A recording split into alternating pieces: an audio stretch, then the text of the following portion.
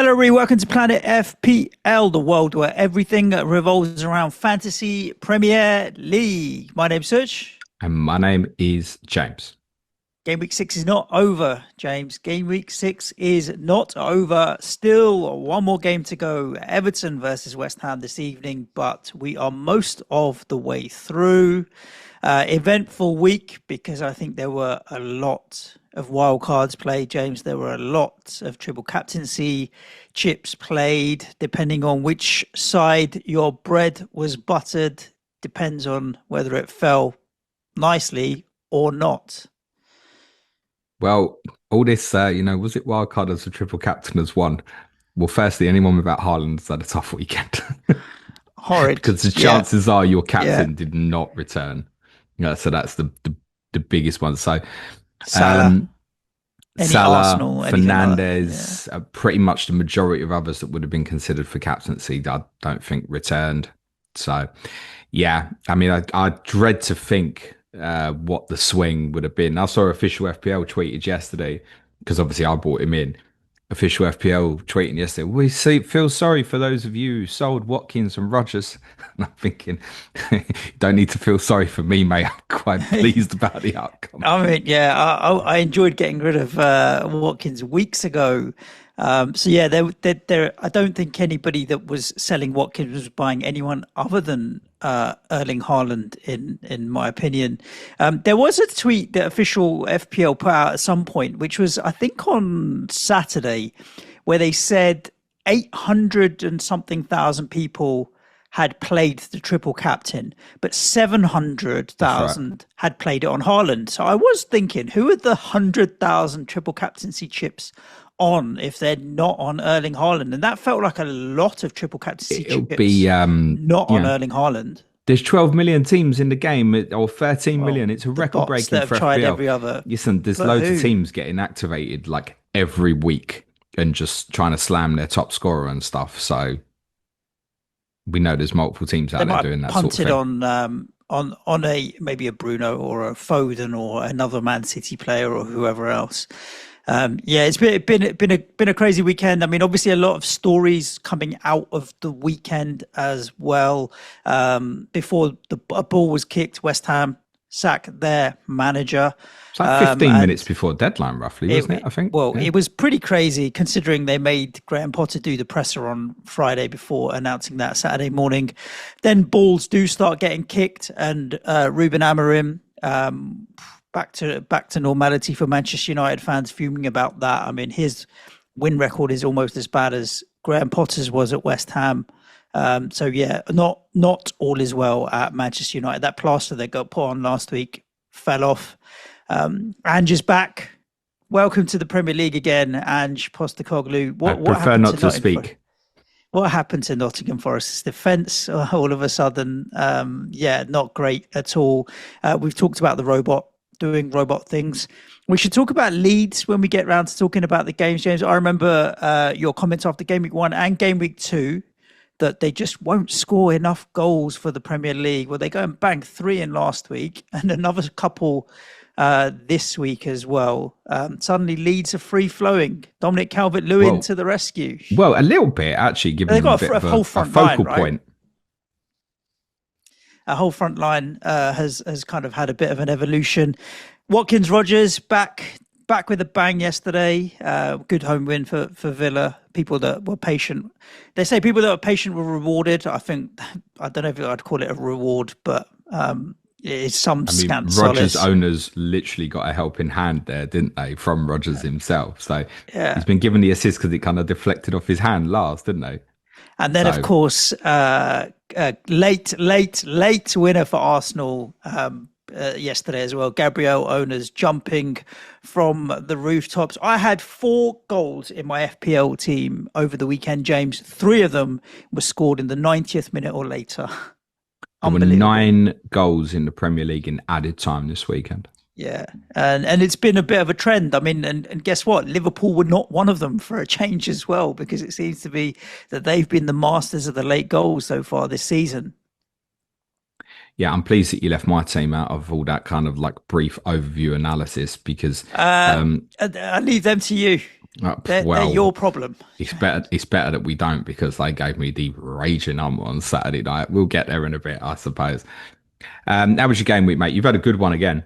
79 as it stands right now, with Jared Bowen still to play. It feels like, yeah, great game week, but largely it's three players that have returned. Erling Haaland triple captaincy, Semenyo with the goal, and Gabriel with the DEFCON, the goal, the maximum bonus points. Everybody else has blanked. That includes Sells, Porro, benched, Van Dijk. Elliot Anderson did pick up a DEFCON, but also a yellow card. It kind of doesn't really feel like a return, if I'm honest with you. Bruno with a -1, and then João Pedro didn't return as well. So this evening, Jared Bowen could do me wonders because his effective ownership is so low. Not only if he does well, will it affect my points, but all the Tarkovsky owners and so on, it will work against them. So I do want Jared Bowen to do well, and Dewsbury Hall's in Grealish, there's a bit of ownership scattered around on them, but nothing that I think will majorly affect my overall rank. So it's the second game week in a row that, as it stands, I'm top 250k for the game week rank. And I've gone, James, from game week 2 was just under 7 million, 6.9 million to 500k. So yeah, no complaints whatsoever there. It's all worked out well. So if I can end up in the top 500k after this game week, that would be a storming rise. Best part of 6.5 million places in 4 game weeks. Can't complain at all about that. I think very quietly you've been playing this really well. I said to you last week, I feel like you're a step ahead of me at the moment. You were ahead of Well, me on Haaland. I'm going to go and buy Gabriel this week. He's already sitting now. That's essentially the difference between us two this week is you owning Gabriel and me not, basically, at this stage. Yeah, I feel like you're a step ahead. So I've got to go and buy Gabriel this week. Now you can go and buy another Arsenal player I if you can.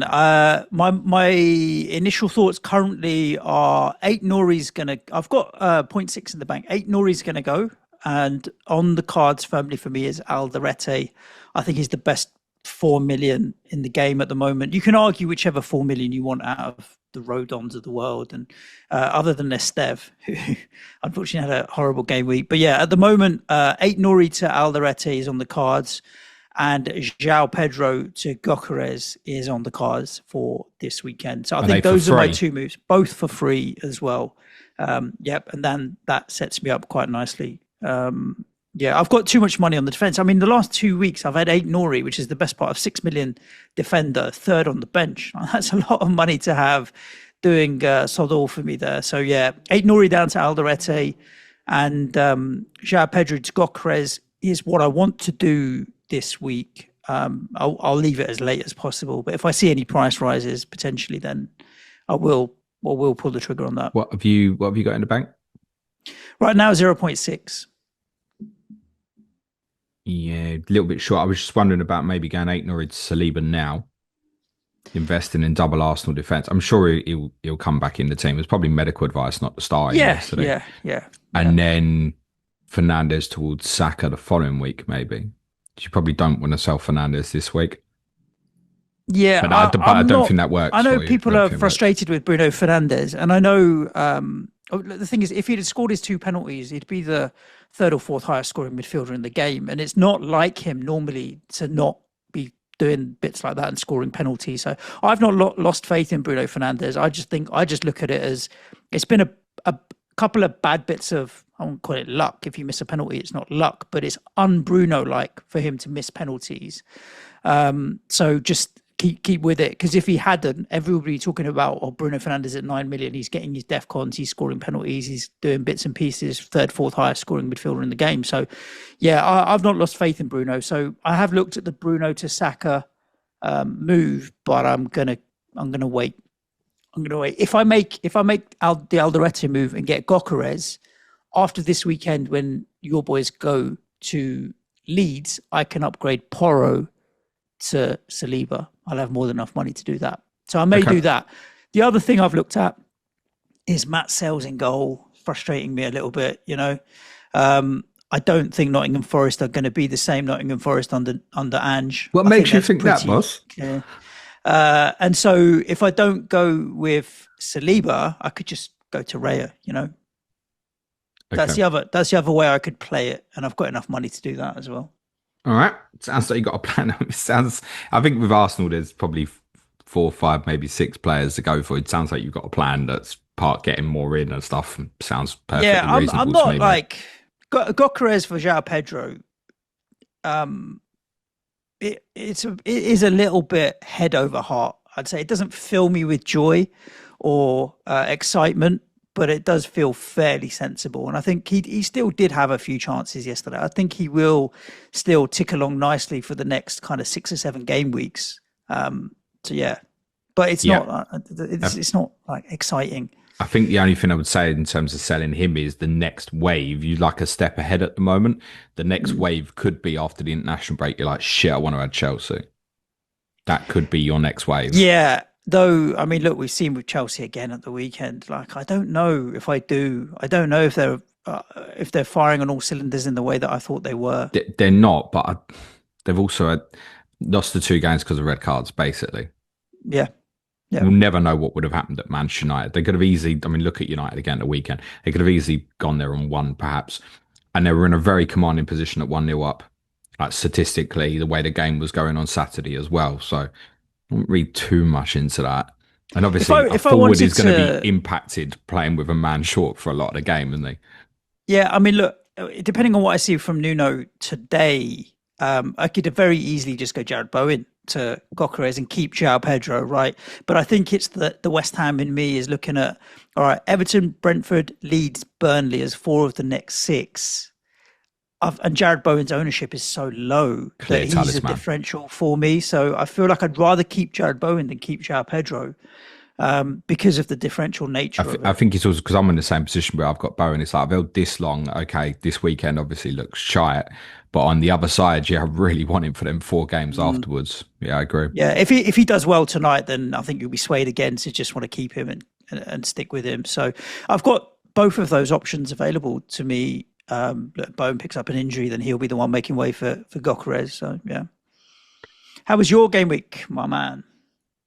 Not great, although like the triple captaincy's banged, right? So it feels a bit like, oh, what are you saying, James? Mm. But that's my points, right? Is triple captaincy Haaland and Semenyo. So, I mean, going into the final couple of minutes of the City game, it's looking like an absolute shocker, right? So I'm on 64 because I'll have Consa's magic 2 points. That clean sheet potential lasted a long time yesterday. In for Murillo. Yeah, toilet. I mean, had I not bought Haaland, Suj, I think I would have captained Fernandes this week. Oof. I had the vice on him. So did you, looking at your team in front of me. So So did can you you. actually Can you imagine? imagine I was thinking that the Haaland's swing rolled his on? ankle in the warm up or something. I was honestly, I would have switched every device on off for the rest of the weekend had that happened, you know? So the swinging captaincy alone for me this week is basically 50 points. Wow. That's Uh, incredible. That's kind of mad, isn't it? Yeah. Um, yeah, but otherwise not good. Van Dijk Defcon hidden because I think he got butts and he conceded twice. For Bruggen, nothing. Porro obviously wasn't a shock seeing him not start. Gakpo was a substitute. João Pedro obviously influenced by the red card. I do have 2 to go tonight, so I've got Bowen and I've got Dewsbury Hall playing tonight as well. So it could be that the game week still ends great. And look, I'm on a green. I'm up to 797k. So it's a small green for me, which might look better tonight. It might also look worse because I think Ndiaye's landed in a lot of wildcard teams, Suj. So Yep. he might do a little bit of damage tonight. Yeah, it's not over yet, but I mean, if you take Haaland out of that, it's a disaster. If you Yep. take Haaland out, I'm on 14 points, I think. Yep. I mean, many teams are like that. Many teams are like that. Let's be That's honest. what I And said yeah. for anyone who didn't have him this week. Yeah. Do you know what? I went to the barbers on Saturday. So I rocked up there at like 2 o'clock thinking, well, me and the boys will get a trim, get home, get in time to watch Highland. The guys are like, we're rammed, mate. Can you come back at 4? So I said, all right, cool. So I managed to watch the first half of the game. Then we went, got our haircut and done in like 30, 35 minutes.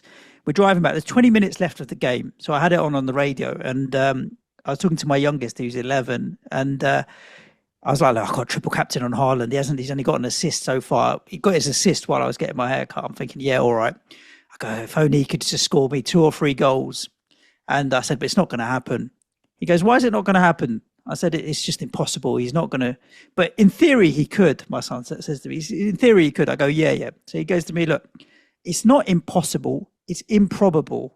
I said, all right, fine. By the time he got home, he'd scored 2 goals. Do you know what I mean? And it's like, yeah, you're right, because he can easily, literally have 3 touches of the ball and 2 of them will be goals. The guy's a machine. So, yeah, it's lucky that he's done it so late in the game, but that's what he does. Someone out here listening to this, Captain Salah in 1, goal in added time.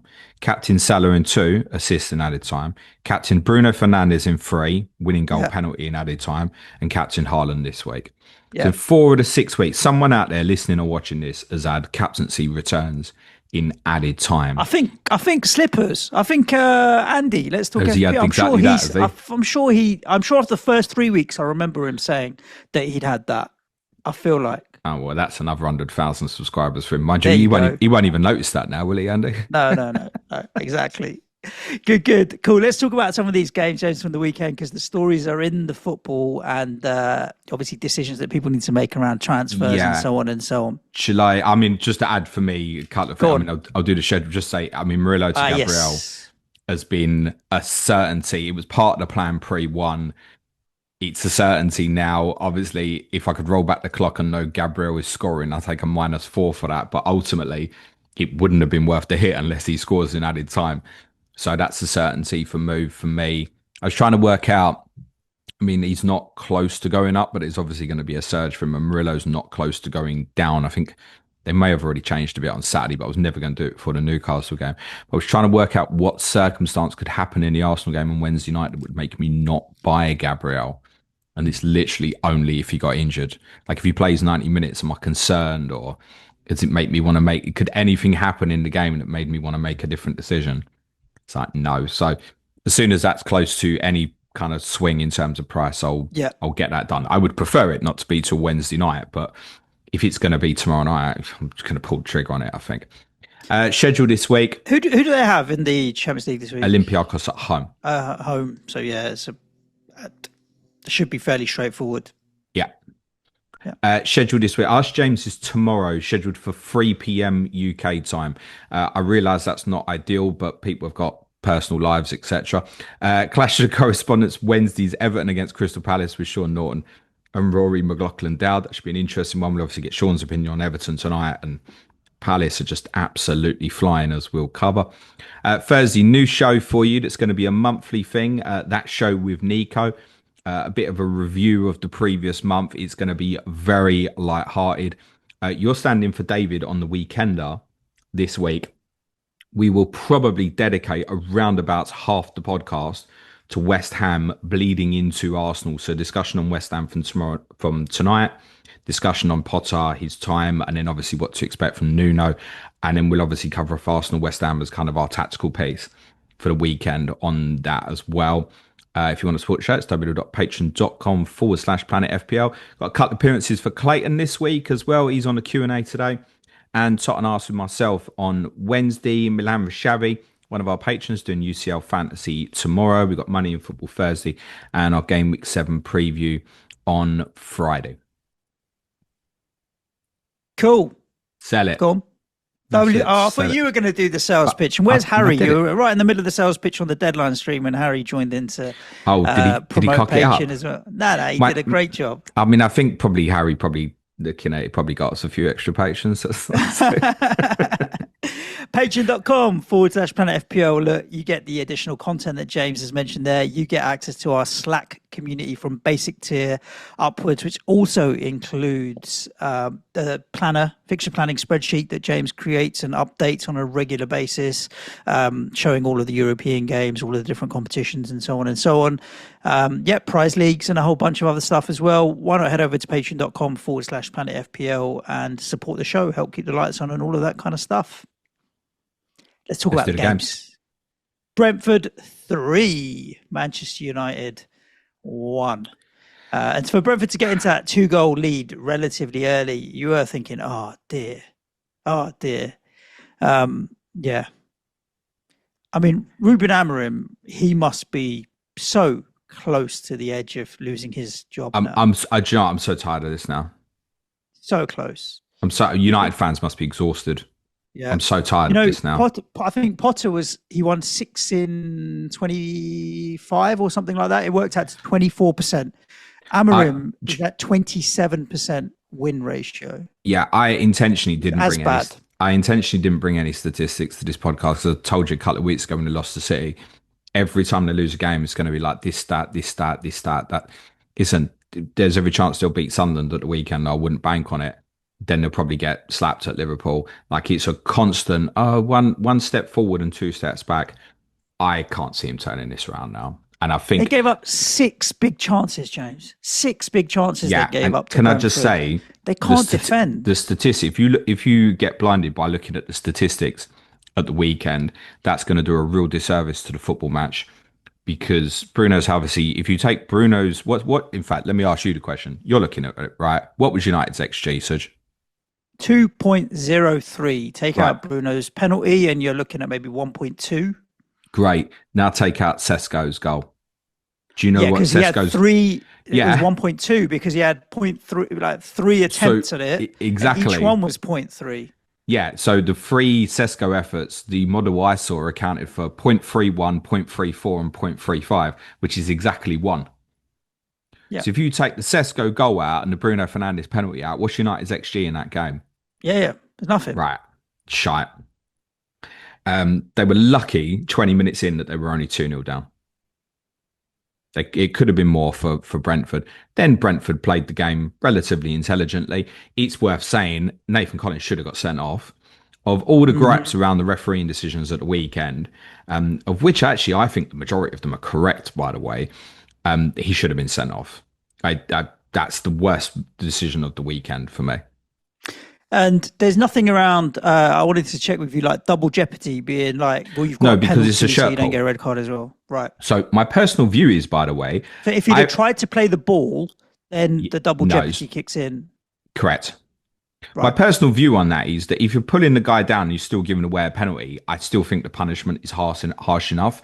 You're also not endangering an opponent in terms of like you could try and tackle the ball. You're more chance of hurting the opponent than what a shirt pull is presumably not going to injure your opponent. So I feel like the punishment is too harsh, but by law, it's a red card. And they've come to the conclusion. Did you see that they tweet out the match center, their Yeah. reasons for their decisions? PGMOL. Did you see that it got community notes on Twitter? Because people have said, no, that's not the That's not law. true. Yeah. The law is because they said, and Bumbo wasn't in control of the ball. Well, of course, he's not in control of the ball. It's a cross and he's about to score. Mm. Yeah, bizarre. That was a definite red card. But Brentford thoroughly deserved to win. On United, like it's just a bit of a mess. He's not going to change the system. The system's not working. He's made a centre back change. This stat from TNT Sports is good. He made a centre back change in 42 of his 49 games. Yeah. Around the 60 to 70-minute mark, always as well, seems to be. And I mean, he's ended up with like Mount at left wing back. And I realised they're chasing the game. But even Yeah. at that point, do you want to go? I just want to go to two centre backs here. Well, what use is to anybody is Mason Mount as a wing back? What have you put him on the pitch for? You might as well not bothered. Mm. And you can argue who Manchester United's best player is or isn't, but let's just say it's Bruno. He's out of position. You want to just play him a little bit higher. Switch this to a 4-2-3-1. Put Bruno in the middle of Cunha and Bumo. Play two centre backs. Just push Luke Shaw left back and whatever. And it just feels all of a sudden a little bit more normal, He's not going to do it. stable. He's No, not gonna and do that's it. why it's the end is nigh. Yeah, I think I use the words a lot with managers, inevitable conclusion. And I think that's where this is heading now. Yeah.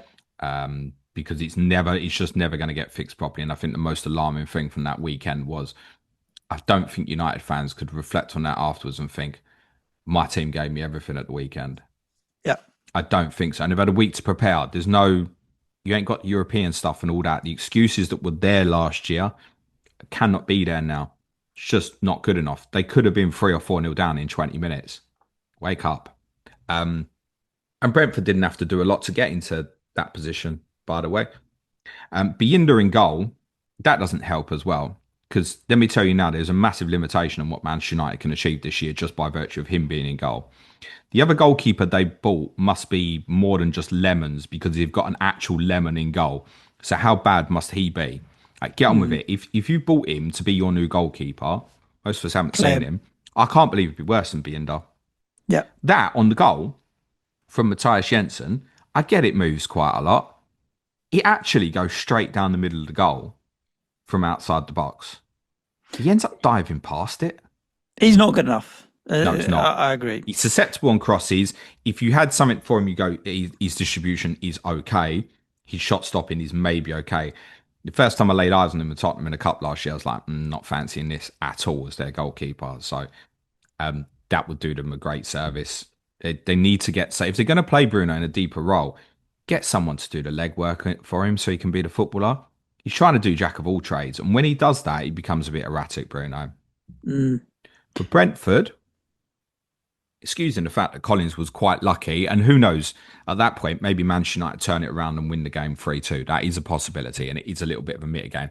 And credit Amrin for not going mental about that, by the way, because there's plenty of other managers who would do. I wanted to say this last bit about Thiago. When I was watching the game against Fulham, there was something in him was reminding me of someone, and I couldn't put my kind of thought process in terms of who it was, and it dawned on me kind of during the second half. And I felt it again watching the game. Now I know it, I can't unsee it. He reminds me of Rondon. Okay. Solomon Rondon. Yeah, that's who he reminds me of. He's got all those kind of like physical attributes where you can play it into him, and he's much younger than obviously an experienced Rondon was, but you can play Rondon sometimes and be like, he's a physical animal, man. And there's times in fantasy he was quite useful. Even like at West Brom, he was useful on occasion for fantasy as well. And I think Thiago will be as well once we hit sort of game week 13. All those concerns we had, will Brentford buy another forward? Will Brentford buy another forward? I mean, he should be pretty safe for me. I also think Keith Andrews got his tactics absolutely spot on in terms of going back to a back four and not just matching up against Manchester United. They'd finished the game really flat against Fulham. You couldn't accuse them of that in this one. Interestingly, Aaron Hickey played left back, who's obviously had some really bad injury issues. He is bottom price in FPL. And the centre backs at the moment aren't hitting the DEFCONs. So it stopped in the last couple of games. So Vandenberg was well off. I mean, that also speaks volumes, I think, for United in terms of trying to chase the game from 2-0 down for the majority of the game. And Collins is on 8 DEFCONs. Vandenberg's on, I think Vandenberg was on like 4. You'd Wow. expect them to have been knocking down the To door be and kind of working. forcing Yeah, these yeah. guys. The Make only, tackles, make the, the clearances, only none of defender in that. the game who hit DEFCON was Matthias De Ligt, who is hitting them very regularly at the moment for United, but ain't going to keep many clean sheets. Their fixtures just. I'm looking down at the fixture list for Brentford. Like, if you don't own, I don't know when you go in because 13. City, Liverpool, Palace. Yeah, again though, like 13's all right. Okay, Burnley at home, but then you've got Arsenal away and Tottenham away as the next two. Then you got two all right ones, Leeds and Wolves. But then you got Bournemouth and Tottenham again. So it's kind of on and off. They're definitely rotator assets, aren't they? Really? I mean, Thiago, if you need a cheap option now at 6 million. I don't think there's any other forwards around that are particularly interesting. He's fine, but the other defenders or anything else are going to be rotation options, right? More than I just don't just stick him think in. But those who want a wild card in 13 are probably not going to trouble Brentford, but they probably will be tempted to look at one attacker one or so, yeah, and one defensive one. In the case of the defensive one, you'd presumably have to set up quite nicely to bench away to Arsenal in game week 14. The attacking one, by the time gets there, by the way, isn't necessarily going to be Thiago. I think Kevin Schade will have moments of being really popular this season as well. And Utara under this system will play regularly, but it looks like if they ever change, he'd be the one that drops out. So I think Schade or Thiago need a lot of monitoring, and Hickey will need monitoring now on top of. I think Vandenberg would be worth the saving on Collins as and when it comes around.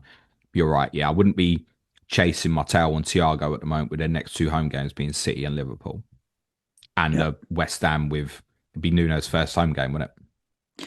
Yes, it will be. It will be, and it's the Monday night, and who knows whether or not there'll be any fans there at that game. We'll have to wait and see. Well, maybe boycott might get abandoned a little bit because new managers there, particularly if he does well in the next couple. We'll Yeah, see. we shall see. Cool. Let's talk about Chelsea Brighton, shall we? Chelsea 1, Brighton 3. I mean, if you look at the overall stats of the match, James, I mean, Chelsea had 60% possession overall.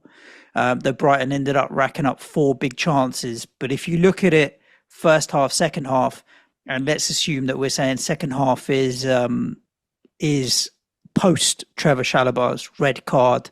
Brighton did have a bit more possession, and all of their four big chances came after the red card. So you're talking about a game-changing red card there, really, that definitely had an impact in the result.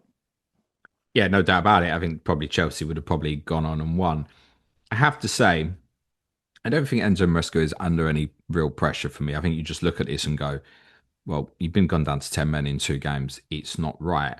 Um, I do think his substitutions in the two games, though, have been very, very questionable. I don't think, I'm trying to think if it was Pep or Arteta or Slot, if they'd have made the sort of changes that Maresca did, and I can't come to the conclusion that he would have.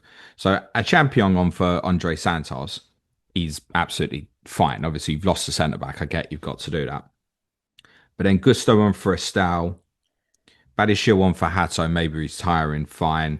Lavia on for Neto. So you put Gusto and Lavia on for William, for Estival. Esteval, sorry, and Neto, and what Brighton have equalised like 2 minutes before. You have sent a message at that point. You are going to cling on for the draw in a home game. I get it's tough, and they're a good side, Brighton, but they left themselves again with like no outball at all. When you're short of players, having people like Neto, particularly, who you know if you get him on it can at least carry you 40, Carry it 50 far. yards up the Yeah. Yeah. pitch. Yeah. He's Yeah. so good at that. Just doesn't make sense to me. If you went, oh, he's knackered, we need to go like for like, okay, we're going to put Gittins or Garnacho on or something. Okay, fine, he's tired, I get it. But in both games, he completely withdrew their ability to transition. Just getting pinned in. It's Yep. awful. And then you've got them pressing with a man extra, and there's no way out for the likes of Casado and Fernandez and stuff. I just felt you got the substitutions wrong. It's irrelevant for what goes on moving forward because Chelsea presumably won't have a player sent off every week. I don't think we should read too much into it. However, they are left in a huge problem for the Liverpool game this weekend now because Adarabioyo we know is out. Chalobah's now suspended. Fofana, as far as I understand, won't be back till game week 8 because of concussion protocols. So they are left with choices between Badiashile and Hato, who you'd think would, I mean, arguably Hato you're looking at as one of the more experienced ones now, but they're both left footed. I don't think you want to do that. So a champion presumably plays, who's a good young player, but this is real test. Real test. So that's real pressure on them for that game against Liverpool. That is not ideal Yeah. I was at going to all. say no problem because it's only Liverpool up next. Yeah, that's Away that's as well, right? It's at Anfield, isn't it? no, it's at Stamford Bridge. Oh, it's at Stamford Bridge. Okay. I That, suppose that helps, kind of, but not really. that's not ideal at all. No. I would largely say though, if you're on Chelsea, probably hold it. I mean, if you're on Chalobah, I'd probably just suck up the suspension because you probably weren't that fussed about playing it anyway. Adrabio might be back after the break. Those on Casado, João Pedro should probably hold. Enzo Fernandez is going to really appeal for me after this week, I think, Suj. I wouldn't be surprised if I end up buying him, you know.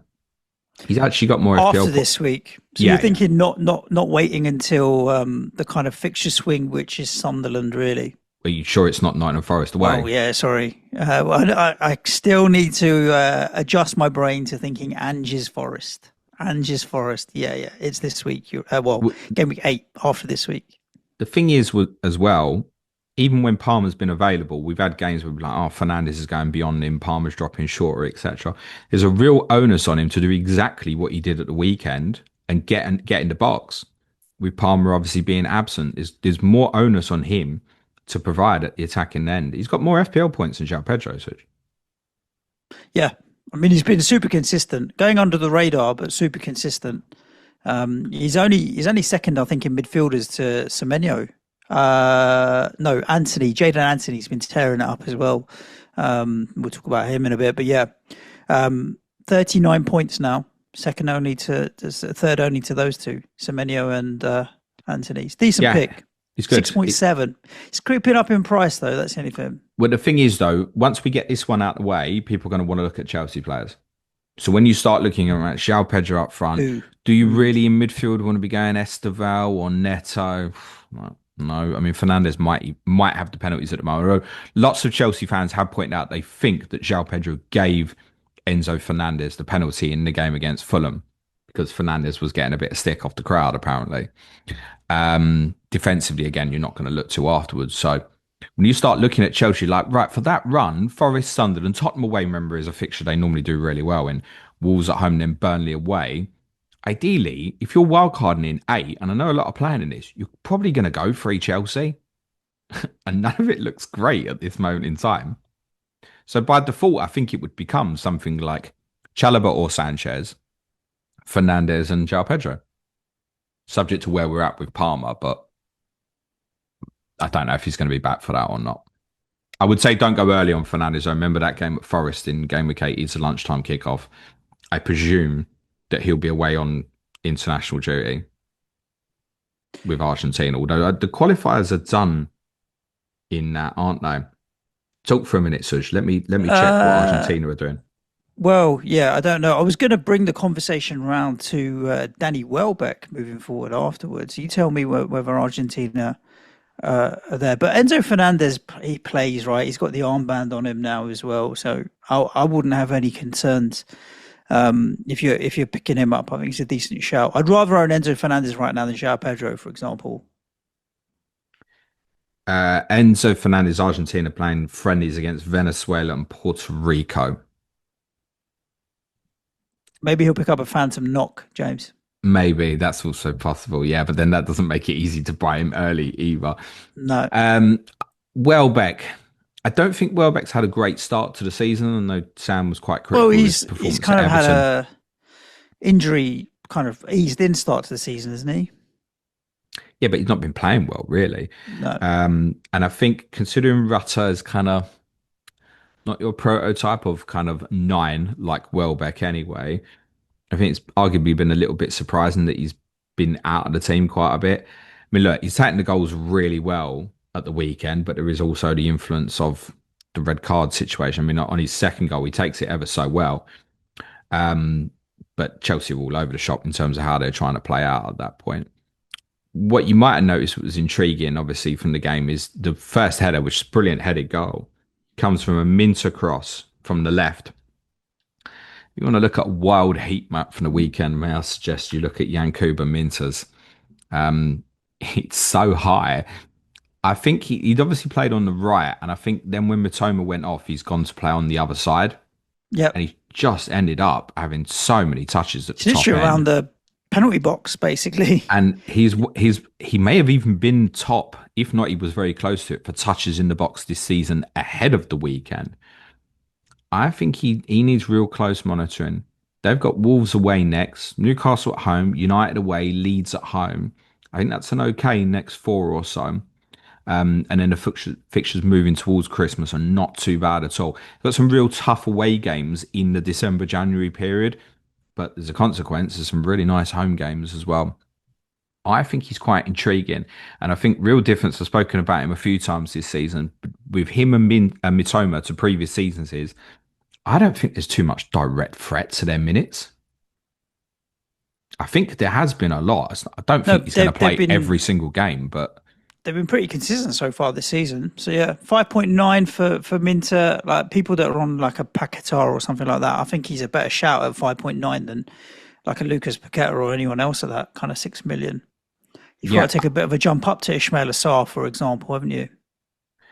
I think that needs quite a bit of monitoring. I also think Diego Gomez needs a little bit of monitoring as well. I don't think you can go there yet, but he started in the 10 position, having scored four at Barnsley last week in the Cup, which included one absolutely outrageous goal. He's only 4.9. So if he was going to play regularly enough, but I think consequence of the weekend, you even go, right, is Gruder's put it on a plate for Welbeck. Gruder can play that position. And if Welbeck plays as a consequence, that Rutter might end up in a deeper position as well. So I do think if you want a Brighton attacker at the moment, I think Rutter owners will be getting a bit twitchy. I think it would be Minter at this stage. I don't think I'd go sideways. That said, I don't know if I'd go sideways Rutter to Minter. If you were going to, though, the timing of it is probably now, I guess. Yeah, but it's a really uninspiring transfer there. If I was sitting there Rather with to Rutter, Minter. though, I'd probably be It'd be wild thinking, card. If you're yeah, wild carding, sure, do it. If not, just leave it I be. think I'd probably be thinking, right, let me look at what I get against Wolves and try and set that for like Enzo Fernandez afterwards, even. Just one more thing on Chelsea before we move on. This might be a consequence of what happens in the game at the weekend. I haven't seen a lot of the game, but it very much looks like Casado was dropping between the centre backs to try and help Chelsea with their build up, certainly when they had 11 on the pitch. Now, Maresca has said to us that Adarabioyo is the only one that he's comfortable playing in the middle of the back three in terms of ball distribution. Be quite happy with Colwell, but he's obviously injured as well.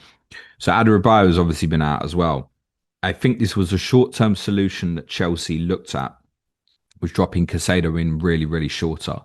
There might be a little bit of an impact to him in terms of DEFCONs, but you'd still expect him to hit it against Liverpool. And I'm pretty sure this will change back again once Adarabioyo is back fit. But there's a consequence to that in terms of Chelsea's build-up, I think, being impacted quite badly.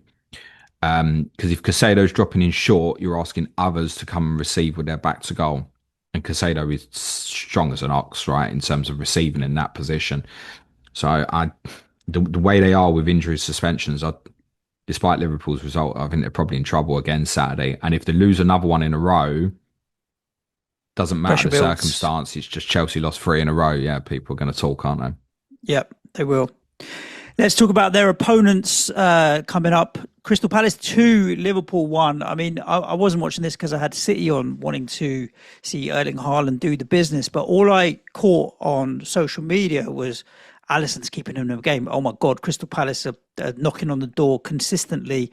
Wow, that's another save from Alisson, and so on and so on. When you kind of recap and look at the game overall from a stats point of view, Palace racked up 7 big chances, 2.92 XG from only 28% possession. That's monster. To have so many chances, big chances, and such a high XG threat with so little of the ball. I mean, this is a game plan executed to perfection, isn't it, really, in terms of being able to hit them on the counter. That said, Liverpool still racked up quite a lot of big chances as well. Henderson had to make a few saves. And it is another late goal that's won it for Palace. But I didn't see anybody that turned around and said Palace didn't deserve it, to be honest with you, despite like a good game with a lot of chances. Something brewing there at Palace, isn't there? I bet from your perspective, I was thinking that pre-international break Ismail Assar injury is so frustrating because you had no choice but to move it on. And I bet you wish you didn't have to, or weren't ever put in that position to have to move it on, right? You'd rather own him now than not. Yeah, no regrets. Like he had to go and he had to move He on, had to right? go. It wasn't, I'm not going to say it's a bad decision, but it's just frustrating because it's like it's forced you into Well, that I'd position got where him on it's for a run of frustrating. fixtures that included Sunderland at home and West Ham away, and he was going to miss them. But I did Yeah. say when I bought him, I said I wouldn't be bothered about Liverpool at home. Yeah. I did say on pods on Friday that I thought there was every chance Palace would beat Liverpool, and Well, knowing you that he predicted was, 2-1. I think that's spot on, isn't it? You did predict 2-1 on the differential show. So Occasionally, take the credit. I get these right. Yeah, a not often. broken clock, clock. James. It's right twice a day. It's very, very true. Yeah. Yeah, I just think Liverpool had struggled in recent encounters with Crystal Palace in terms of final game of the season. Obviously, the Community Shield, we showed what Palace could do against them. We've got to wake up and smell how decent Crystal Palace are. If Crystal Palace keep this Third in team the table. fit all season, they genuinely could challenge for Champions League place. Yeah. I Yep. don't think the squad is deep enough if they have injuries. And we obviously imagine that they'll go really deep in the Conference League.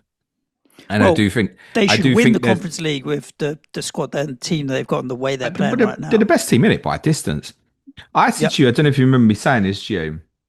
We was talking on Tottenham after we played each other in game week 4, and we was talking about West Ham Palace at the weekend. And I said to you, and I didn't even think about it. Such Palace are better than us, and I Yep. definitely don't feel any different about it today. By the way, they've got a real shot. I'd have to keep the squad really fit, and they'd have to manage the second half of the season. But I also think if they got themselves in a position where they were challenging for full fifth, then that might take a priority over the Conference League. I can envisage a scenario we get to next March and it's like, we're eighth or so, we've had some injuries, we should prioritise this.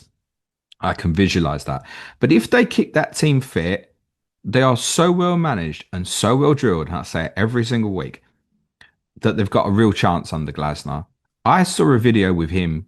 I don't know why it popped up on my timeline this morning, but I saw a video with him this morning, which is, it's not recent, but it's fascinating. He was asked what his favourite formation was. We've only really seen him play one with Palace, right? Yep. With little variations. Variations come via things that he's done at the weekend, right? A Kamada rather than a Hughes.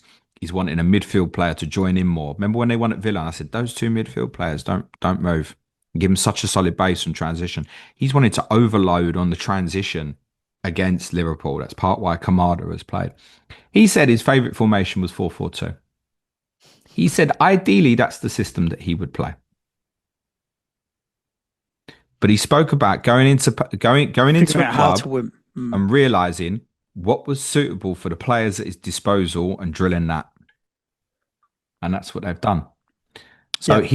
he could rock up at Manchester United and play 4-4-2. I'm just saying, I probably, if I was Glasner, I probably wouldn't rush there at this moment. But if it did get offered, the appeal's just too big, I think. Palace fans should massively enjoy this. Was it 18 unbeaten?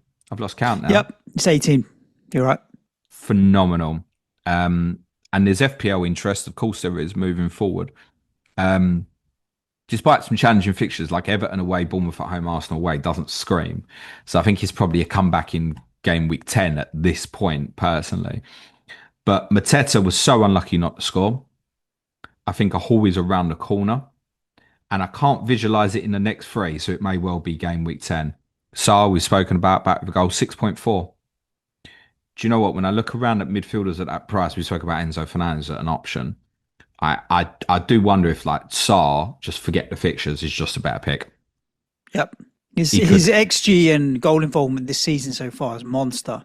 he could well be. Loads of defcons from the defensive guys at the weekend. Munoz was the only one of the back five not to hit points return. Um, the older defensive guys are doing well. I think Dean Henderson, who you know I've been critical of in the past, had an outstanding 2025. Gay, by the way, I think he's only behind Senesi now, isn't he, for FPL points? Yep. Back to back defcons and assists. I mean, the only question, if you wanted one Palace, would be which one do you get? Because you could make a case for all of them, Yep. but I won't be rushing there. I don't think with the next few fixtures that they've got, there are challenges in there. I kind of hope that they go to Arsenal having not lost in between. Would be really good to kind of build up like something for that game, and then you're testing yourself at the top level against one of the best. Yep. And they can swing on it, and if they get beat, then they get beat at the Emirates. But imagine if they walked out the other side of Arsenal in game week 9 and were still unbeaten. Yeah. I don't know if we'd be quite They're better in than the Leicester that Leicester. won the title. There you go. I said it. Yeah, they are, but let's not get there until we get to the end of game week 9. Let's revisit that conversation then. Liverpool obviously lost for the first time this season. Florian Wirtz back in the team and on the pitch, but still delivering Sodal, Alexander Isak at the top of the pitch, alongside Mo Salah. A difficult day in the end for them. Difficult day in the end for Liverpool. Well, I mean, to give you a stat on Mo, that was his highest non-penalty XG game so far this season, which was on the day was roughly half of Mateta's. I mean, you're talking about as his highest XG game this season. He only had With one shot on it, target, James. And he well, had two bar shots in total. bar the penalty, obviously against Yeah. Burnley. We only had two shots in the game, one on target, one off. If you look at SofaScore, who rank the players obviously with the little numbers, mate, he had the lowest joint with Kirkes, 5.9. If Mo Salah was not Mo Salah, you probably wouldn't be thinking twice about selling him. I get it; it's Mo Salah. We've been here before, right? Just saying. Yeah, most who are on him quite a lot will have sold because he was the make weight to get Haaland, Correct. Those who are on, man, then be wild card which would is probably still be a nearly bit half the different. game or half the team. So it maybe not live. It's But I not going to be think anywhere near that. hold. I think now Chelsea away, Chelsea Manchester the way United they at are. home Yeah. could be two pretty good fixtures for Mo, and then Brentford away as well. So the thing is, there's nowhere to rush to. Yep. But you're gonna go Salah to Saka Saka and maybe. spread the money, Saka maybe early. but you're not spreading it now to put Haaland in. Is kind of the point. No. You might be doing it to go right. I'll go up my 5 million up to Gyökeres at the same time. If you're doing a move like that, I would strongly consider it. But I think for most who own, it's probably just carry on at the moment. But it's not been great. It's really No. not. Isak has had 1 million net transfers in since game week 3, Suj, and a 0.2 price rise. Yeah, it's And do you mad. know what? No points, no points. They probably start selling him now. Hold again, but Ekiteke obviously won't be suspended for the next one. I would imagine, having played, is it 83 minutes? I think he played at the weekend. Hmm. I'd imagine the intention now is to try and get Isak playing regularly. So I would expect, truthfully, Ekiteke to probably start in Turkey tomorrow night, then Isak to start at Stamford Bridge. And I would expect Isak to go to be first choice going forward. I'd say what probably won't happen again in a rush is what Slot did tactically. So Cody Gakpo hasn't played great the last couple of games, but what he does give Liverpool is natural width on the left hand side. And it's not to criticise Florian Wirtz here, by the way, because it was Liverpool's structure that Arne Slot decided to go with on Saturday that caused them so many problems in the first half. And I don't really understand it, but I know what he was trying to do because he told us. He said he wanted to overload them in the midfield area. But I don't think you could pick a worse opponent to try and just leave one player on the left hand side of the pitch when Crystal Palace have got the most phenomenal wing back Right in back. terms of Mm. in terms of his stamina and his ability to get up and down the pitch. So Wirtz didn't play left wing. They tried to form a box of him off the left to try and join in with Szoboszlai and McAllister sitting a bit deeper with Gravenberch and just left Kirkes for the left hand side. Now, if you do it, you're obviously hoping that you're going to push Munoz back. Sure, that's probably what they did, but the recovery going the other way, Munoz don't think I'm in trouble on this side. He just goes, and to be fairness, in fairness, so does Mitchell on the other side as well. So the reason the data was so good for Palace was because they broke and transitioned so well whenever they won the ball back. Right? They battered Liverpool despite having less than a third of the ball in that first half. Yeah, crazy. Now Slot's fixed it, right? He's ended up taking Bradley off at half time. He's put Szoboszlai back to right back. He's put Gakpo on the left. Liverpool were much better in the second half. And you could even make the case of maybe a little bit unlucky in terms of the fact that they conceded the late goal. Not that I don't think that Palace probably didn't deserve it across the whole game from what I've heard. I think he's got a bit of an issue slight in terms of leaving someone out. And I just think he's got to rotate it. But within that, you definitely don't want to take Gravenberch out for any game that's a risk. You can see there's a will not to leave Wirtz out too often. So then you're leaving out McAllister or Szoboszlai. Now, I think there's a chance here that he's going to revert back to Szoboszlai at right back, particularly say for Chelsea away on Sunday. They'd almost in a weird way, almost maybe it's not ideal, but have an injury that would force in a kind of a best 11 because I think he's struggling with it.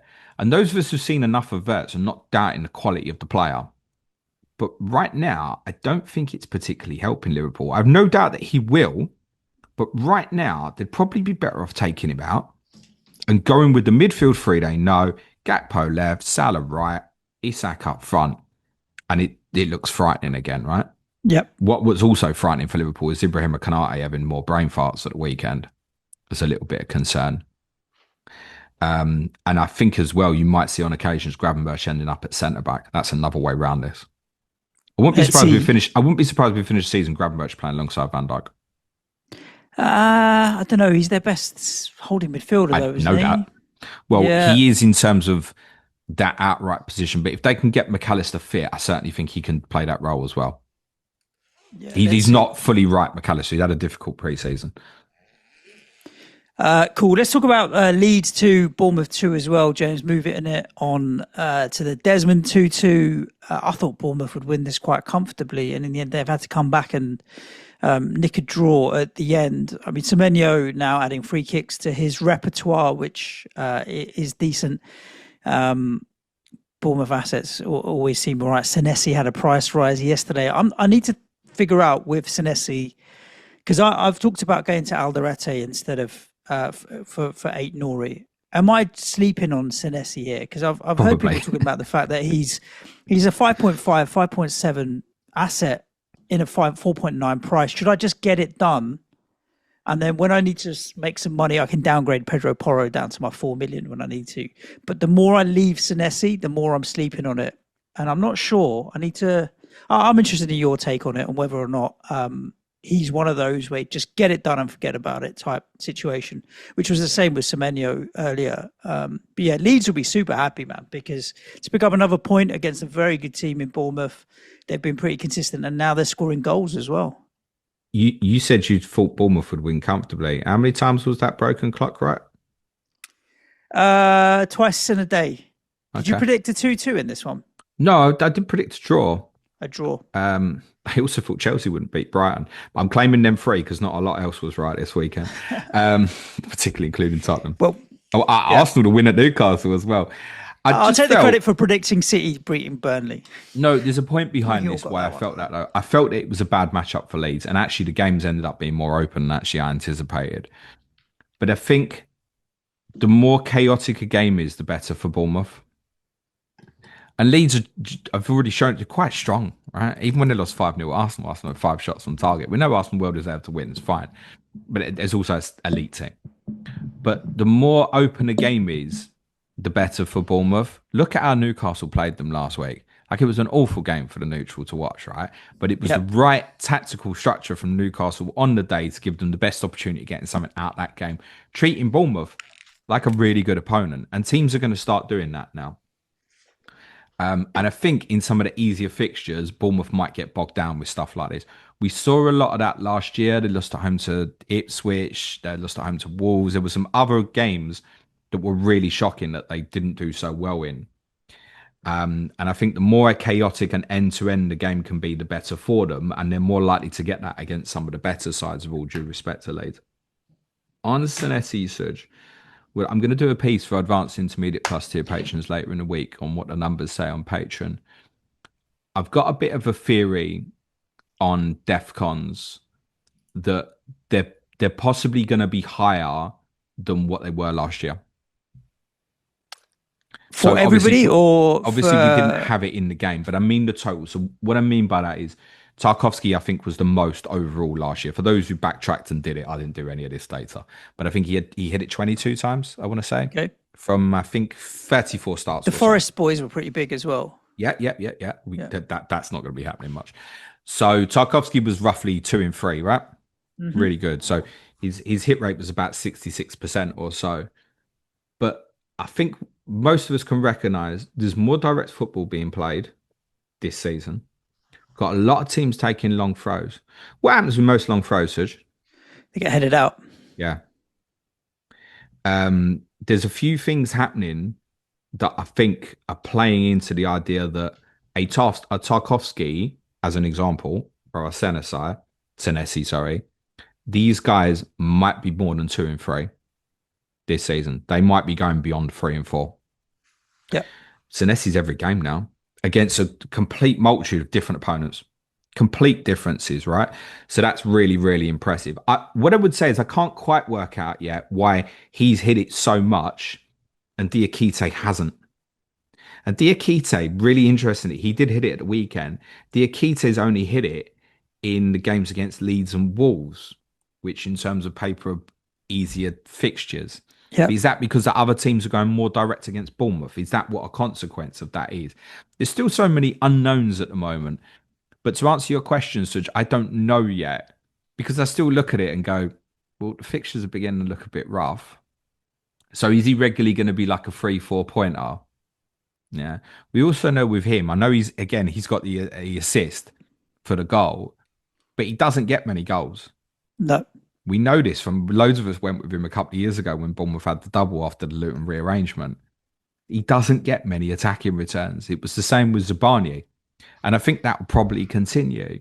So I do look at it and think he's going to be 3 4 points most week. Yeah, cool. But what is it on top of that?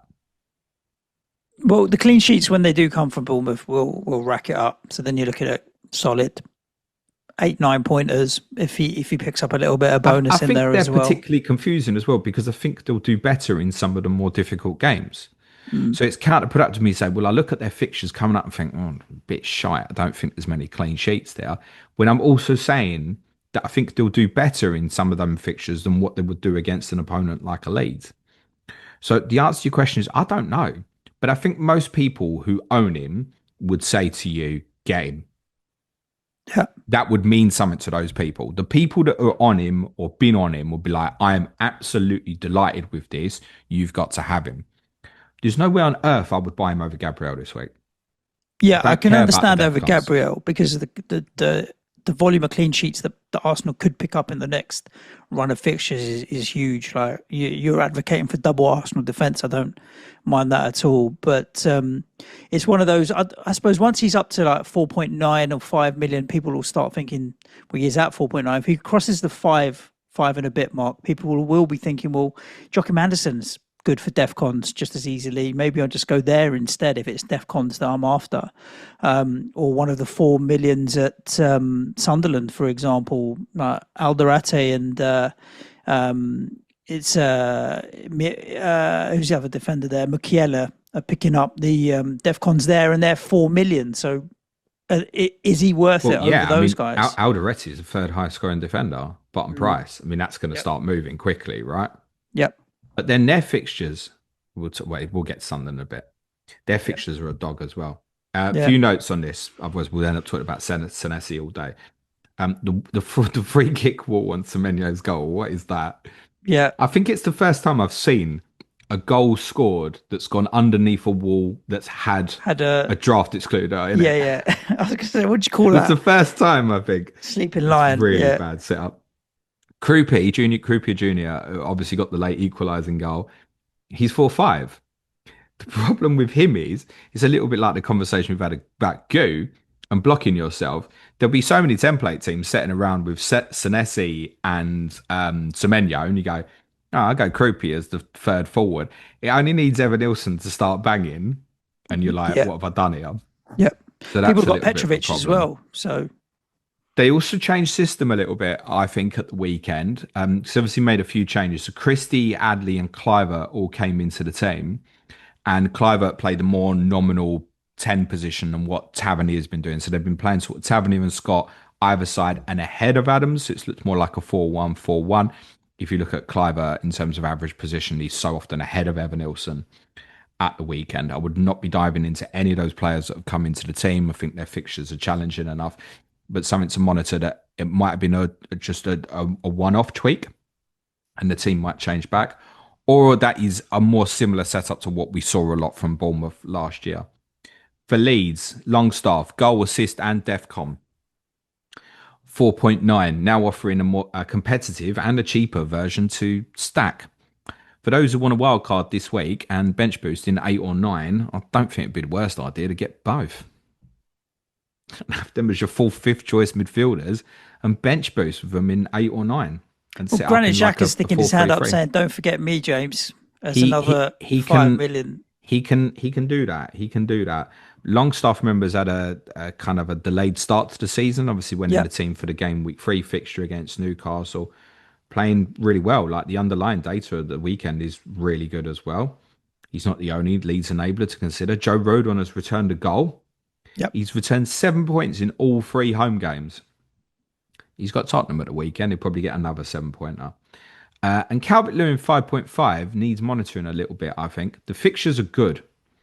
Tottenham, Burnley, West Ham, Brighton, Nottingham Forest, and then Villa at home is not the worst set of six fixtures coming up. His problem is, I think, his confidence in front of goal at the moment. But you don't just mentioned earlier about Leeds and them struggling to score goals, and obviously got five across the last two. Him coming into the team, I think, is a big factor of that because you can go direct into him. He does bring other people into play very nicely. It's just a concern of whether he'll actually get the returns or not. If he starts getting them, he should appeal at 5.5. I have no doubt moving forward that it will be Leeds' first choice number nine now. And they do have Yep. some good fixtures. If people are really struggling for the money, I think you'll do worse than have him in the next few games.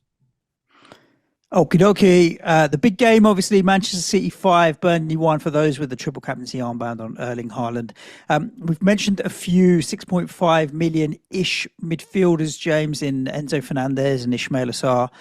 Jeremy Doku now sticking his hand up saying, what about me, boss? Because he's picked up a 10-pointer here. Slightly lower price point than that. Jadon Anthony still returning. I think he's up to 4 goals and an assist. So that's 5 returns in 6 games. So far, and after Aston Villa away this week, Leeds, Wolves, then Arsenal, but then West Ham. They've got a nice little run here.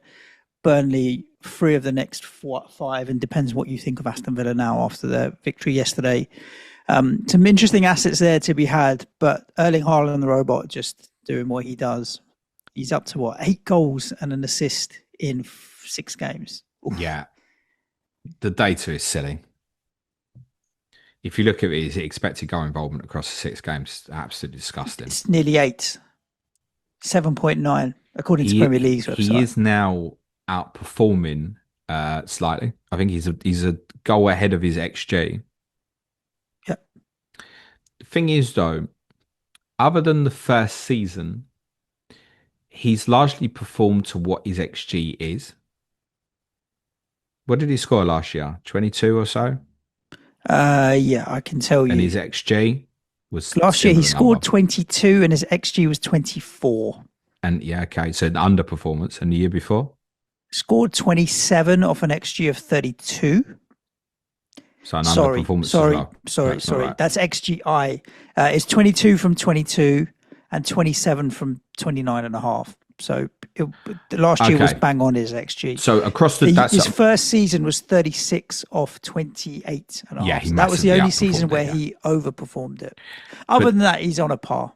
But over a course of the last 2 seasons, he's roughly been where his XG is, right? Yep. Well, his XG is tracking very, very high again. Now, I think there's a consequence of what we've seen from him, Manchester City, over the last few seasons. There's adaptations in the way they play. And the deeper we get into it, the better teams know how to stop it. One good way of trying to stop it would be not having 2 defenders go for the same header at the same time. Because Ekdal and Esteve have essentially gifted him the second goal. We should say that Jeremy Doku has gifted him the first. And Jeremy Doku is flying, Suj. He's absolutely fine. I love him as a player. I feel a real need to clarify that all the time.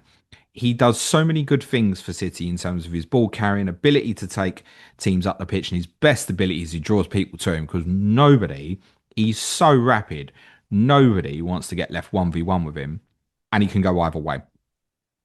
I do still have massive question marks on his end product and would not be diving there for fantasy. He's got 4 assists in the last 2 home games.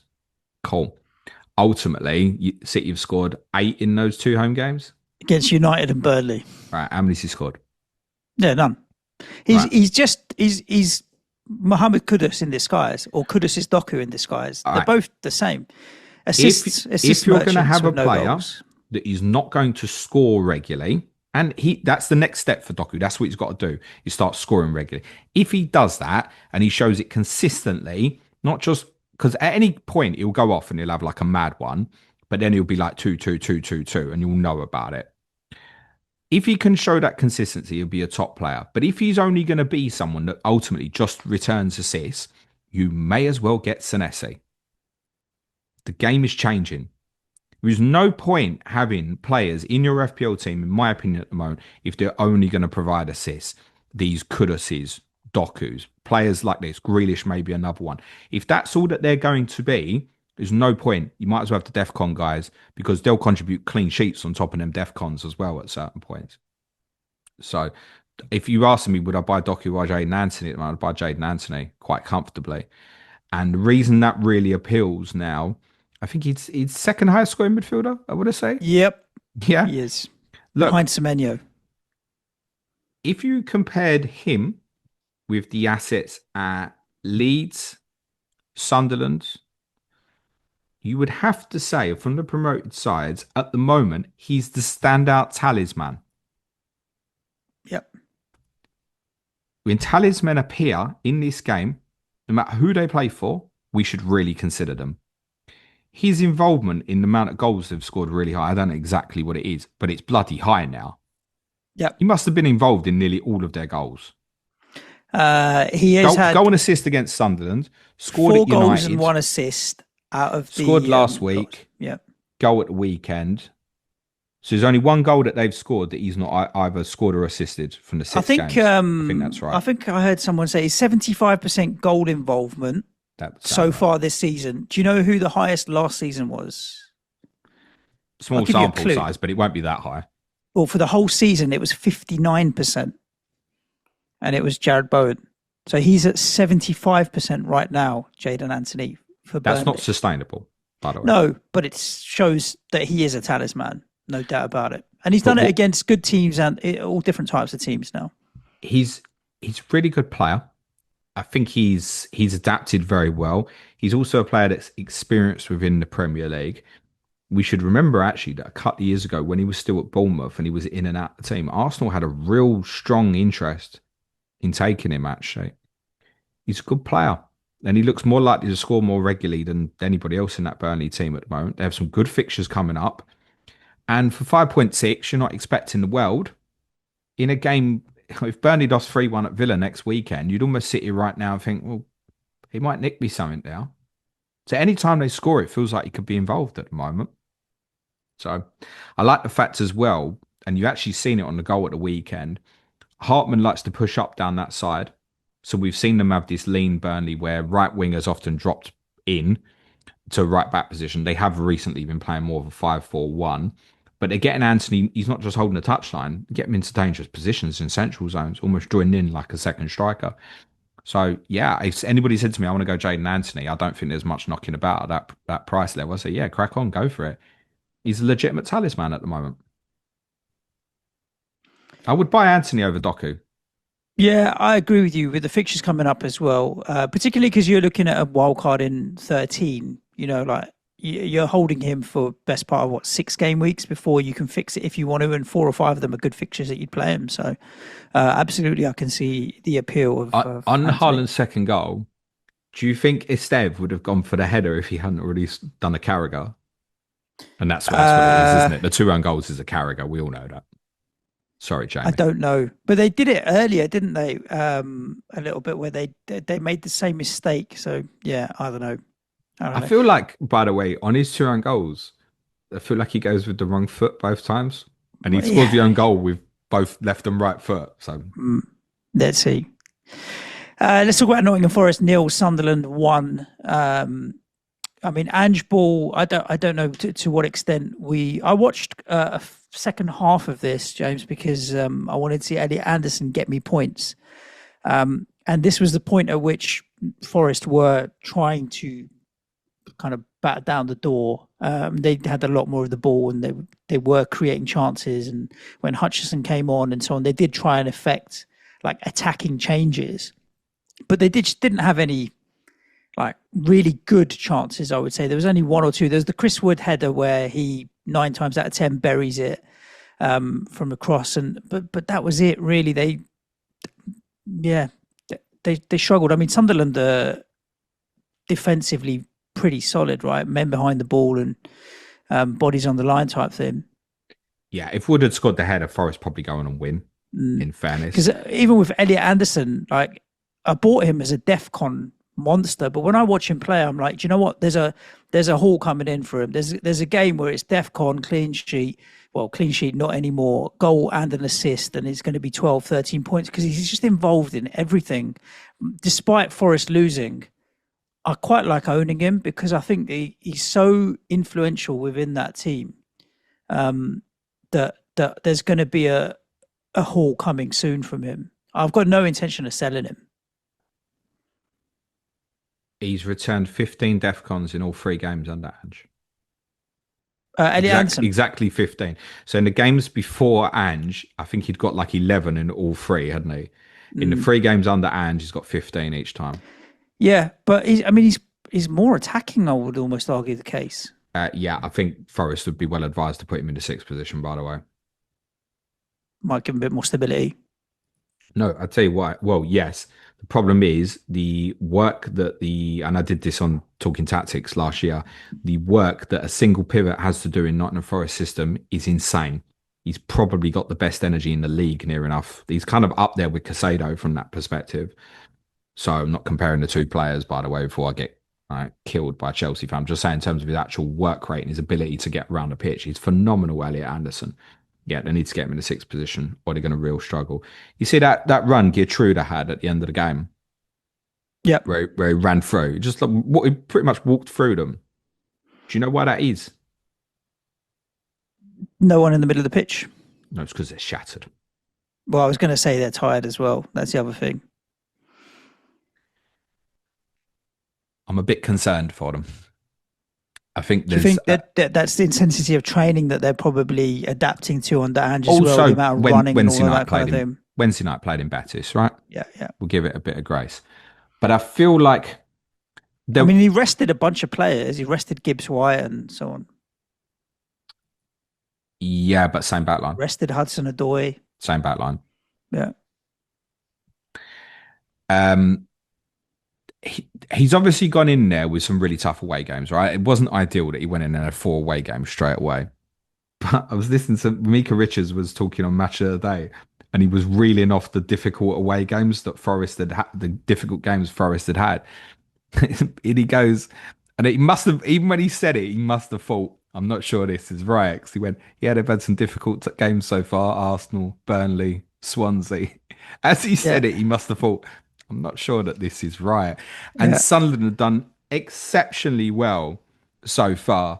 But what happened in the 4 away, and particularly obviously the defeat at Swansea, and we know Forest were brilliant in the first half at Betis. I'm not surprised. They kind of had to get a good result on Saturday because what you're in danger now of is a build-up.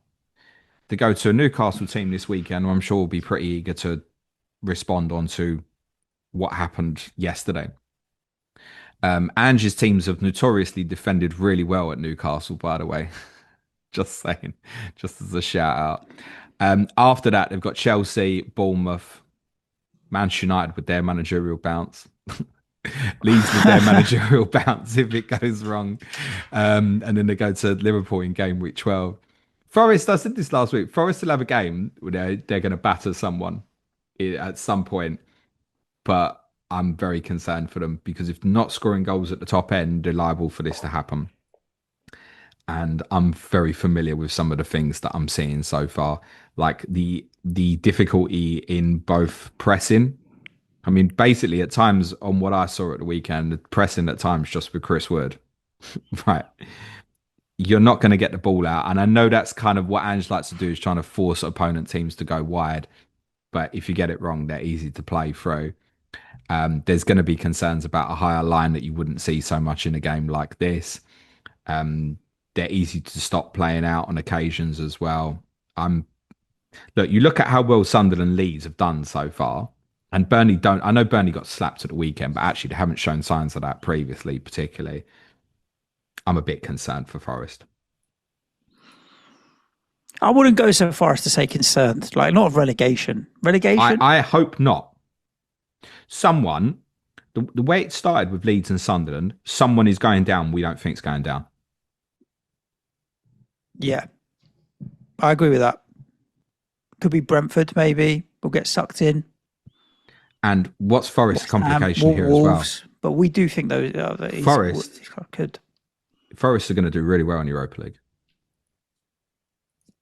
Are you basing that on Ange's record last season in the I'm Europa League basing that specifically, on or in this country, everyone knows what his game is now. It is still, when teams in European competition play against Ange Ball, it is hyper and it's something that's out of the norm. Everyone here knows it. Most teams played him in Europe. Betis last week were like, what is this? Who's this lot turning up and playing like this against us? It's too much. Everyone in this league already knows how to play against Ange. Yeah, I'm a bit okay, concerned. okay. And by the way, I must add, I hope it goes really well for him. But I am concerned because I've seen it with my eyes. Okie dokie. Sunderland. So Matt, Yes, your boy King Arthur played left back. Arthur Masuaku. Yeah, Lasted as long as he could, and then Hume went and covered on that side, and Gertruder obviously played at right back. I've seen because he didn't use Masuaku early against Villa. I didn't think Masuaku would play. Alderete, now the third highest scoring defender, the dream 17 pointer. I don't know where he'd be on the list if he hadn't got the 17 pointer at the weekend. It'd probably be about 20th or something, I suppose. Anyone who gets the 17 doesn't pointer matter. is He's 4 million. he's going to jump massively. Dan Ballard's had a 17 pointer from Sunderland as well already, mate. I do think that he's the one to go for over Michele, just Yeah. purely because I think Alderetti's a bit more head on it. Like I think he's one of them type of defenders. Yeah, I've also heard like Mukiele could be a fullback if needed, whereas Alderete will stay centre back if he's a fullback. Will he yeah, lose his defcons? Maybe, I don't know. Michele can cover in the fullback area. I did think they might But play will that affect Alderete left his back in this one. defcons? Maybe. So Yeah, I think Alderete would just have the preference. And to be honest, anyway, it's timing wise. Quite often with these decisions about which 4.0, it's about timing it because of price, because there's not enough between them. And clearly, he's going to fly now, and he would go into most wildcard teams at this moment. I think we should acknowledge, other than Wolves at home in 8, fixtures are pretty rough. Yes, I include Manchester United away this weekend. The truth is, they've been incredible. I don't want to take anything away from them because their points tally after 6 games is absolutely fantastic. it's 11, right? I think. Yeah, it's absolutely brilliant, Yeah. genuinely. They've had one tough game, which was Palace. There are some really, really rough fixtures coming for them, and I hope they continue to do well. Now, what we're looking at on our eye suggests that they will. Yep. The defensively look strong. Goalkeeper, by the way, he's probably the best 4.5 in the game at the moment in terms of goalkeeper. Because you know what, as well, whenever they like this, he's got Hall potential on him. I don't think Forest had a shot on target to about 20 minutes to go. They haven't scored a lot of goals. They've only scored 7 goals so far, which is the lowest out of all of the teams in the top half of the table. It's just that they've been defensively good. They've only conceded 4. And it's only Arsenal and Palace that have conceded less. It's their defensive stability that's helped them get up there. They're not like blowing teams away or scoring a lot of goals. In fact, they haven't scored a lot of goals at all. It's tight games they've been able to get over the line. Obviously, they battered West Ham in Gameweek 1 as well. So real credit. They've bought a whole new team. It largely looks quite good. Xhaka is obviously playing ever so well for them in midfield at the moment. Interestingly, he hit 20 for DEFCON at the weekend. Just a huge number. And he also hit 18 when they drew at Palace. So he's hit 38 DEFCONs in his last 2 away games. Again, I see a few patrons saying, yeah, I've been on him from the start, and they're like really pleased with owning him. So I think Xhaka at 5 is well worth putting in the conversation. Arguably, he's probably the standout of the 5s, I'd say. You know, we're talking about Tyler Adams, and he's probably the one. Over Dewsbury Hall? Well, in terms of from a DEFCON perspective, yeah, I don't think they're probably not comparable. Xhaka will obviously have the odd set piece and will contribute the odd attack in return. You might even see him on the odd penalty. I don't think it's completely unthinkable. But I mean, in terms of the actual DEFCONs at 5, so Tyler Adams and stuff, but yeah, would you probably is Xhaka. But let's look at Dewsbury Hall versus Xhaka as 5 versus 5, all things being equal. Would you rather punt the attacking upside of Dewsbury Hall or the consistency of Xhaka? Can you ask me after I've watched Dewsbury Hall tonight? Sure. Yeah, no problem. It depends how many points he scores you today. Pretty much. What mood you're going to be in with Pretty him. much. Let's be honest. Dewsbury Hall is more likely to go 2-2-2, isn't he, than Xhaka? Yeah. This is the point. So I think there are different ways to manage it from that perspective. I mean, both are on your bench more often than not anyway. There will also be that, probably, Mm. yeah. Although I think there is more of a case now of going, like I'd said, like stack Longstaff, something like that, and going with a back four. And if you've got a particular week where Van Dijk's got Chelsea away and you don't fancy it or something like that, then play one of your guys. I think that there's more and more of that happening. For me, it landed nicely to be able to play Dewsbury Hall this week, right? Yep. I did think for a brief Well, moment of taking him out the team until when I saw you had a Nuno different got manager, involved. but Yeah. my alternatives this That week we'll were learn that today. non-existent. Yeah. Good. I think ultimately, probably from the two, probably Xhaka. I think I've underplayed the DEFCONs a bit this year. Is my kind of take at this If moment. I So was there wildcarding might be a now, little I'd be getting psychological. Xhaka. Yeah. Good Cool. from Sunderland. Well done.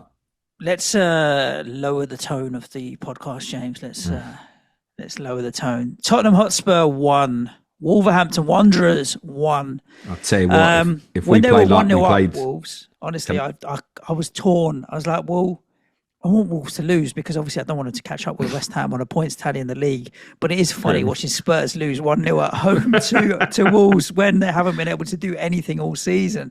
And obviously it's a late goal that's equalised it again for you. In terms of, you were there at the game, you give me your kind of breakdown. What I did see on social media regarding this was like, Kudus is still the one. Kudus is still involved in everything. Kudus. Xavi not so great off the left, but yeah, Kudus is going to be involved in everything we do.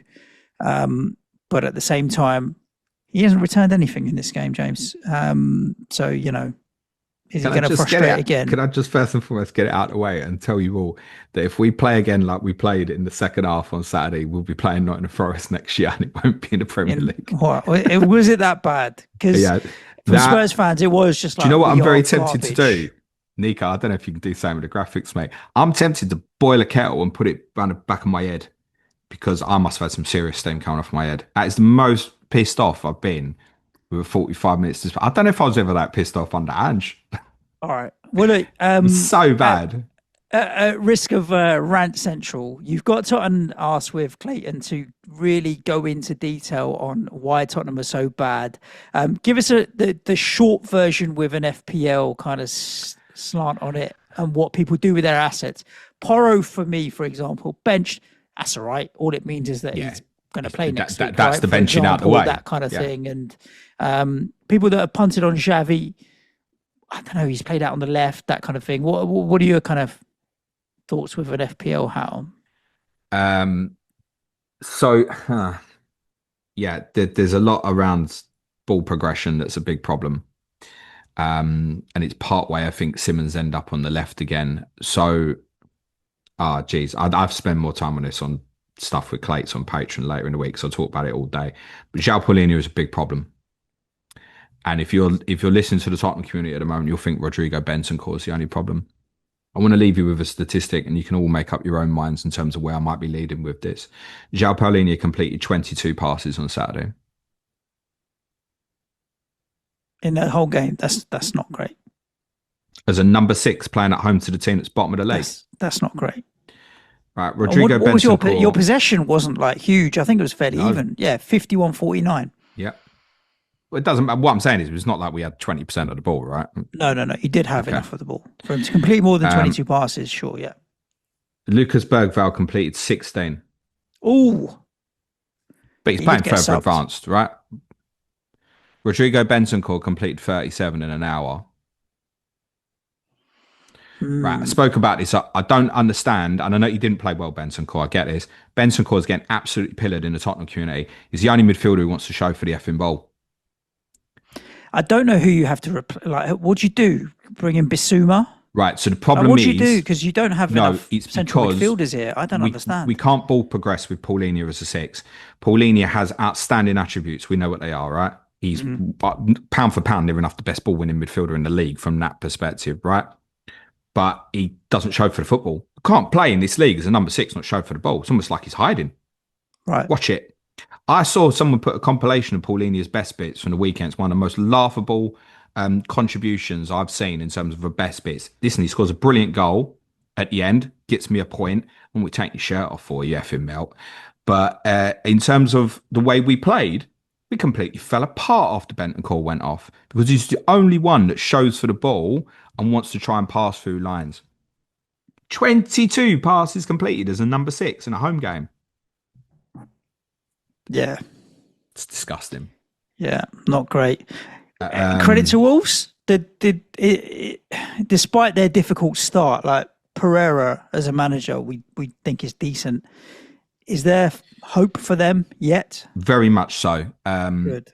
The two midfielders, Andre and João Gomez, I say it nearly every week. Every time I watch them, well, but they've been Well, you particularly haven't good been against able my to team. because Andre hasn't been getting on the pitch, has Yeah, he? absolutely This is the outstanding. thing. Andre is a complete opposite. He never gives the ball away. He never gives the ball away. João Gomez, I was surprised he took off, but he was on a yellow. There might have been a little bit of an influence of that. Them two in the midfield, we spoke about it in pre-season. Them two are so important for them. I don't understand why Andre's not been playing. He's a top footballer. Those two in midfield give him a platform to potentially be good in any football match if anyone is undercooked and at half kind of measure, which I feel like Tottenham were at the weekend.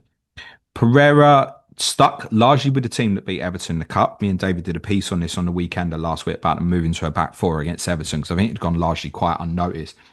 I didn't particularly think he'd stick with it, but if he did, I definitely didn't think he'd go with the same team. He went with the same back four and goalkeeper that started against Everton, meaning no Agbudu, no Toti Gomez, no Mascari, completely binned it all. He rewarded those who started against Everton. And you could make the case that maybe they were a little bit lucky to get to half time goalless. We'd had a 20-minute spell where I think via pressure rather than good football, we'd created a few chances, of which Kudus and Simmons, after a shit opening 20 minutes, had done well in the second kind of 20 minutes in the first half and started opening things up a little bit for us. Pereira's tweak at half time should have won Wolves the game. They should feel absolutely gutted that they didn't win the game because they deserved to win the game. He switched it back to a back three. And I thought it was weird. I thought that they'd taken a few hits towards the end of the first half and he'd gone, enough of that. We'll go 5-4-1 now and we're going to make this really difficult for them. Wasn't that at all. They were aggressive in the press. Chachua, particularly on the right hand side, suddenly was pushing Udogi back when he'd had kind of free reign to just have the whole flank in the first half because Wolves' back four was so narrow. He pushed Udogi all the way back when I was doing similar from the left hand side as well. So they changed to a system that looked more negative, but actually they were more aggressive and they looked more joined together as a football team to me as well. And they deserve to win. No doubt about that. I certainly wouldn't be chasing their FPL assets. Larson owners, I would say, should hold. I think his hold-up play was quite good. He didn't really have any chances in the game. But I would say Brighton, Sunderland, Burnley, next three is pretty decent. They also won very comfortably at Fulham, which is the full fixture last season. That's in game 10. If you're a Larson owner, if you're still there, I'd probably hold on at the moment rather than bin that. It would be so typical Brighton to turn up to Wolves and get beat at the weekend. For the Tottenham assets, Leeds away, Still a promoted team. You fine. still Villa at you're going to home, play it, right? If Everton you away. whoever you're owning, Like whoever the ownership is amongst Spurs assets, you're going to play it. the fixtures away, the fixtures coming up are like not terrible.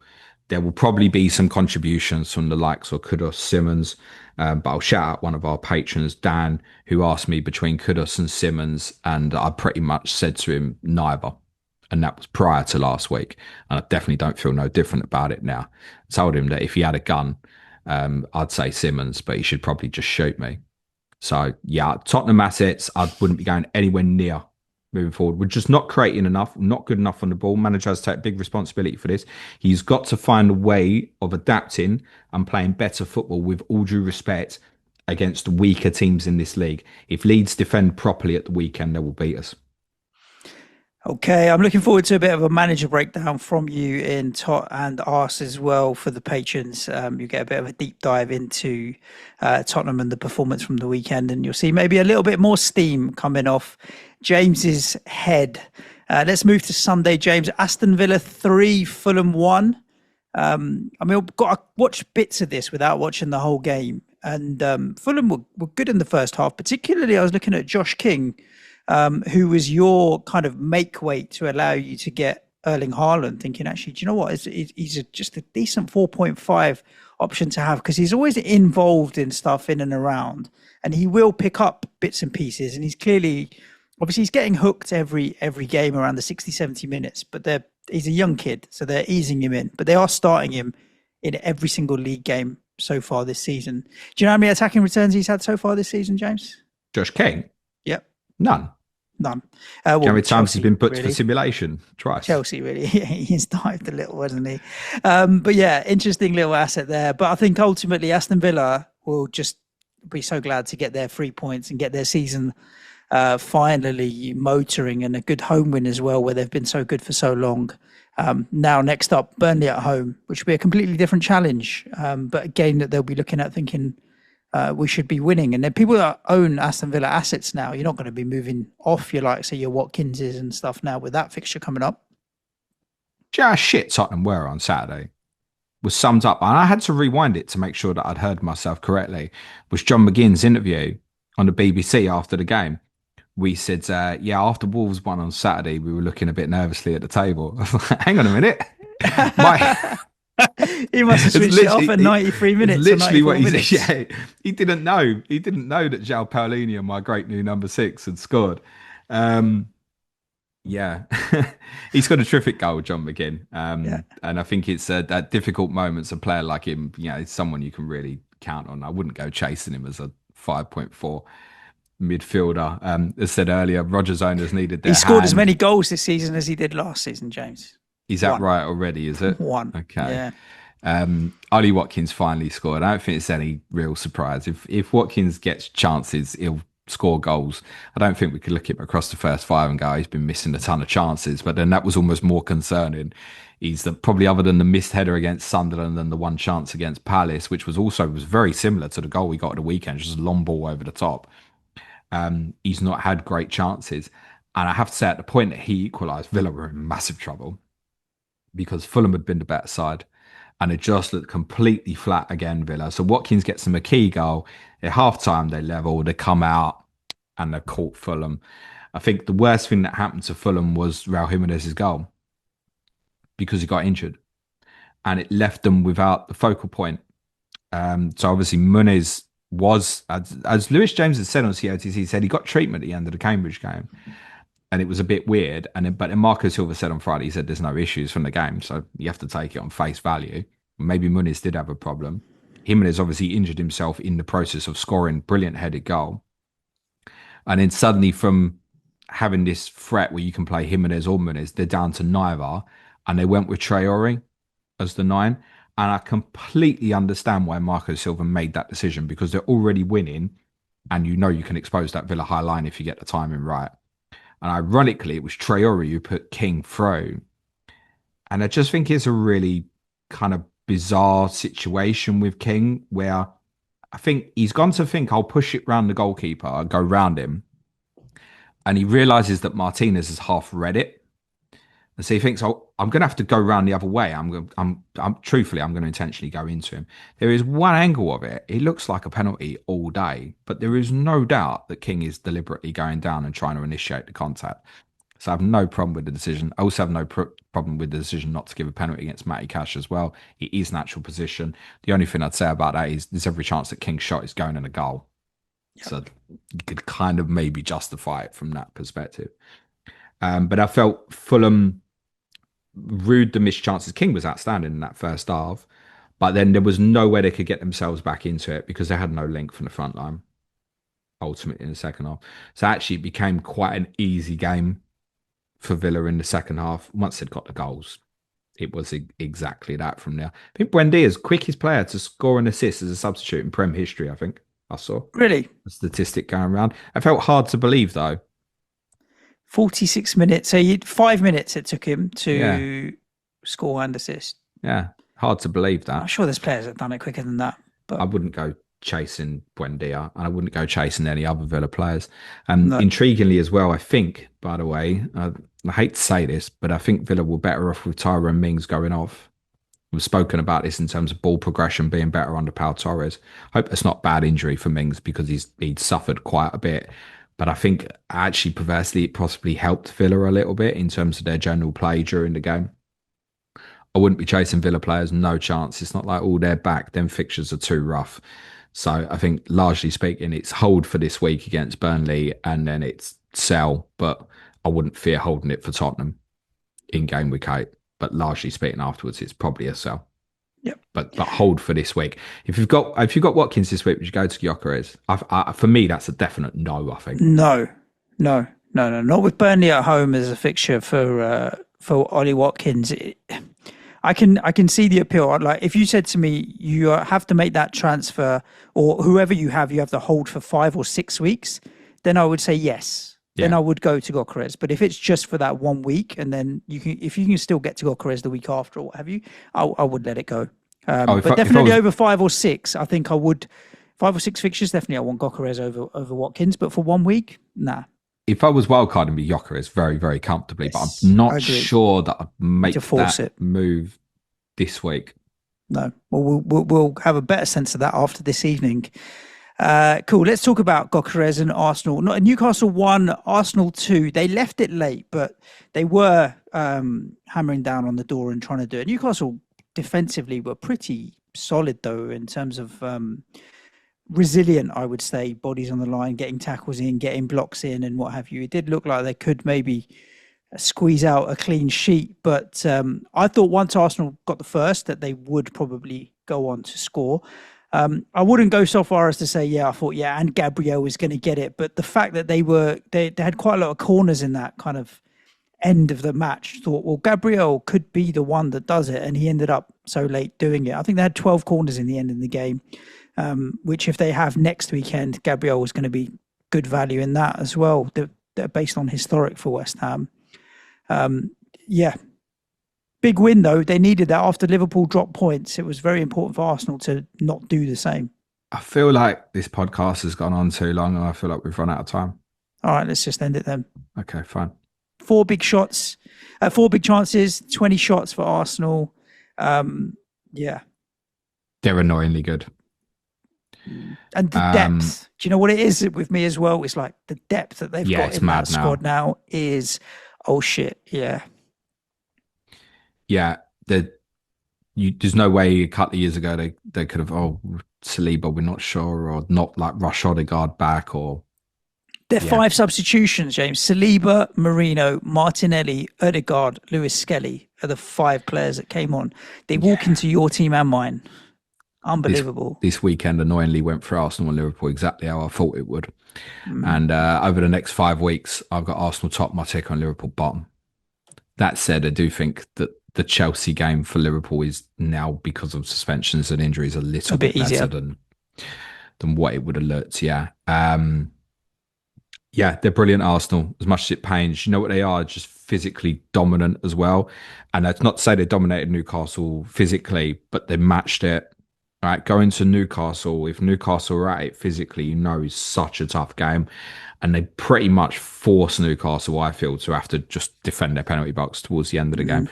And you knew when they equalised, I don't know why it felt different. You thought, I think they're going to do it this time. They're going to go on and get the winner. And I can't sit here and say they didn't deserve it. They had a No. better side. It was a bit silly that they were losing at half time, really. I think the Gyökeres penalty incident could go either way. I think what I would say is I don't think it is a penalty personally, because I think Pope stops the ball with his foot and I think he doesn't stop it with a swinging action. So he's not coming out and trying to clear the ball. He actually kind of just blocks it, almost like Yep. you would with a hand to push it, and then doesn't swipe through to Gyökeres. Gyökeres ends up running through him. At the same time, I don't think it should be overturned by VAR. I think it should stand as a penalty. I think the other decisions in the game, personally, including the Gabriel hand one, I think were correct. And you know what? The game would have just been absolutely fine if we didn't have VAR involved at all. Um, but yeah, it's a super victory from Arsenal. I think it's a big one, very, very psychologically, because this has been one of the games that's given them the biggest headache over recent years. So it will give them huge self-belief. There are 3 London derbies coming next. And all I'd say about that is there's still attractive fixtures, even like Palace. It's at the Emirates. It's fine in game week 9. Probably with Nuno coming in now as well, they probably won't go big in any of them. Chelsea started the season with the 4 London derbies, and I know they smashed West Ham, but in the others, they had real challenges with the other games. West Ham are not presumably going to turn up at the Emirates as they turned up against Chelsea in game week 2. Yeah. But there is no way I think anybody would wildcard this way and not have 3 Arsenal players. So let me come back to a question that I can't remember whether it was on your deadline stream or on just an Ask James stream. Double defense or double attack? I know that I can't get to double attack in my own team, so I think there's a bias to preferring Right. probably double defense. But I also last week, It's money as well, my right? kind of It's route cheaper was to have double defense than it is double attack, especially my now people have got Haaland in. my thought process last week for wildcarders would have been go Gabriel and go one of Saka Gyökeres and see how you feel afterwards. Yeah. And I like that. Hedge your bets and see where you're going. Yeah, but now you don't want to hedge. Now you want 3. I want Gyökeres and 2 defensive, and it might be the keeper and Gabriel rather than Saliba and Gabriel. But I think I'm going to go down that route. I don't see a path for me to get to Saka. I think you're probably right, but I also think I seen a few wildcard teams last week and it looked fine generally, but like Semenyo's like the top price midfielder. It makes me a bit nervous, just from a structure perspective. Saka does have you closer to Palmer's, Fernandes, any of these Fodens, any of these bits that you want, just has you a bit closer to it. Foden's not in that bracket now, to be honest, but you get my point. That would probably be the reason why Saka over maybe Gyökeres. Thought Saka looked fine yesterday, by the way. He looks on it. His minutes should be really good going forward with Madueke obviously is going to miss a couple of months. Gabriel would be picked number 1, personally. Without that, yeah. I had a good Arsenal mate of mine who was going so far as to say he's probably the best centre-back they've ever had, talking about he who must be named, Tony Adams, Steve Bold, players like that, but saying that now that Gabriel has managed to stop his stupid red cards and add a little bit of common sense to his game, he's up there as one of the best centre-backs they've had.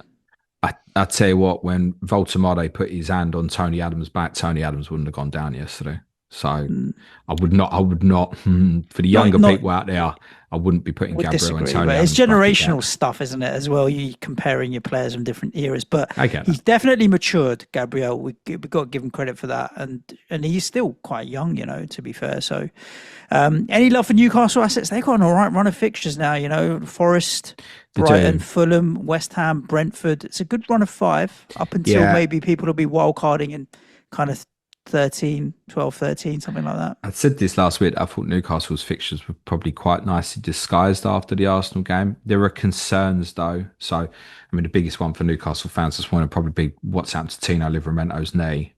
Just touch wood that's not kind of like the worst case scenario because he's already had one, hasn't he? Bless him. That might mean Newcastle end up with a back 4 system, subject to what's happening with Lewis Hall. That might feel quite negative. I feel like Dan Burn is constantly going to play. That's what I feel. That's what most of the Newcastle patrons keep telling me as well. Is Dan Burn, like Eddie Howe, don't want to be in a position where he's leaving him out and stuff. But left back doesn't feel comfortable. So ironically, the one I'd probably want to monitor most in the forthcoming weeks is what's happening with Lewis Hall. Yeah. Because if Livramento's got a bad injury, I think Lewis Hall's got to come back in. He'll nick up some of the set pieces, etc. Gordon is not quite firing. Yeah, I don't think obviously missed a few weeks from suspension. I think with Voltemade, you probably want a little bit of an awareness that in a couple of weeks, Vissa's going to be fit. And with the Champions League football, what's going to happen there? So I feel like unless getting a defensive one, be it Pope, probably Burn, probably the only 2 who feels like you could pick right now. So I think like Malik Chow, I thought did fine, by the way, but he could easily come back out of the team and it's Cher and then it's Trippier right of him, etc. So it's probably Pope or Burn would feel like the only 2 I could go for at this moment. Therefore, I wouldn't bother. If I was on wildcard specifically, I'd be quite tempted to maybe punt Voltemade. Just timing might be okay.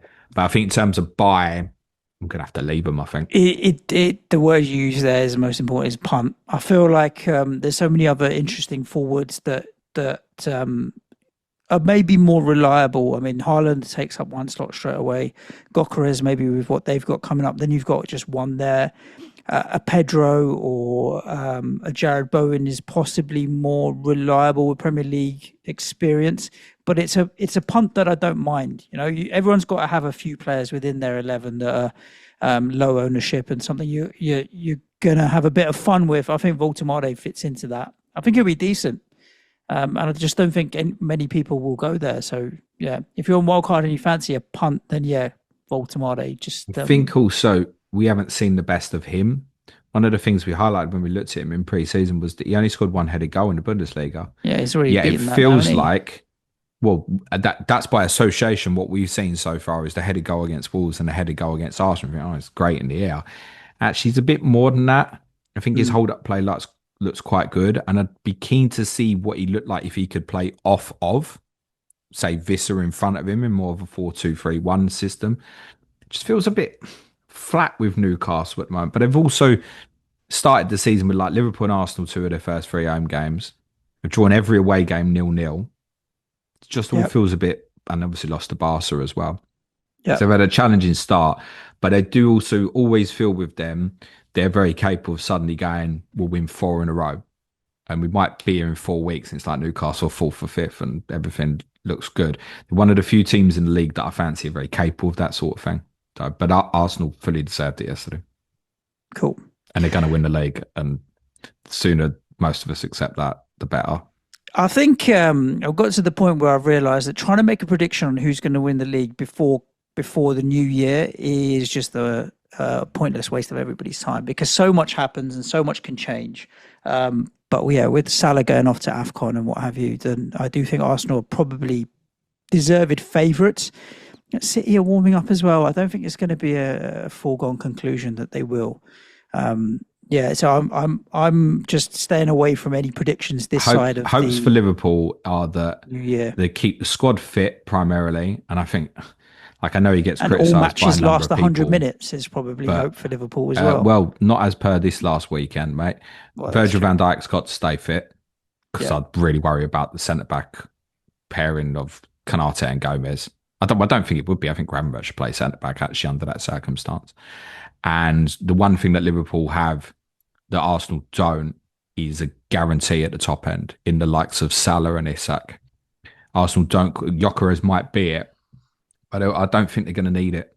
The depth in that squad, you consider like Jesus is out, Havertz is out, Saliba's just come back, Odegaard's had. They've had issues. This Madueke's now out for a couple of months. They've actually had issues injury wise this year, and not even feeling it.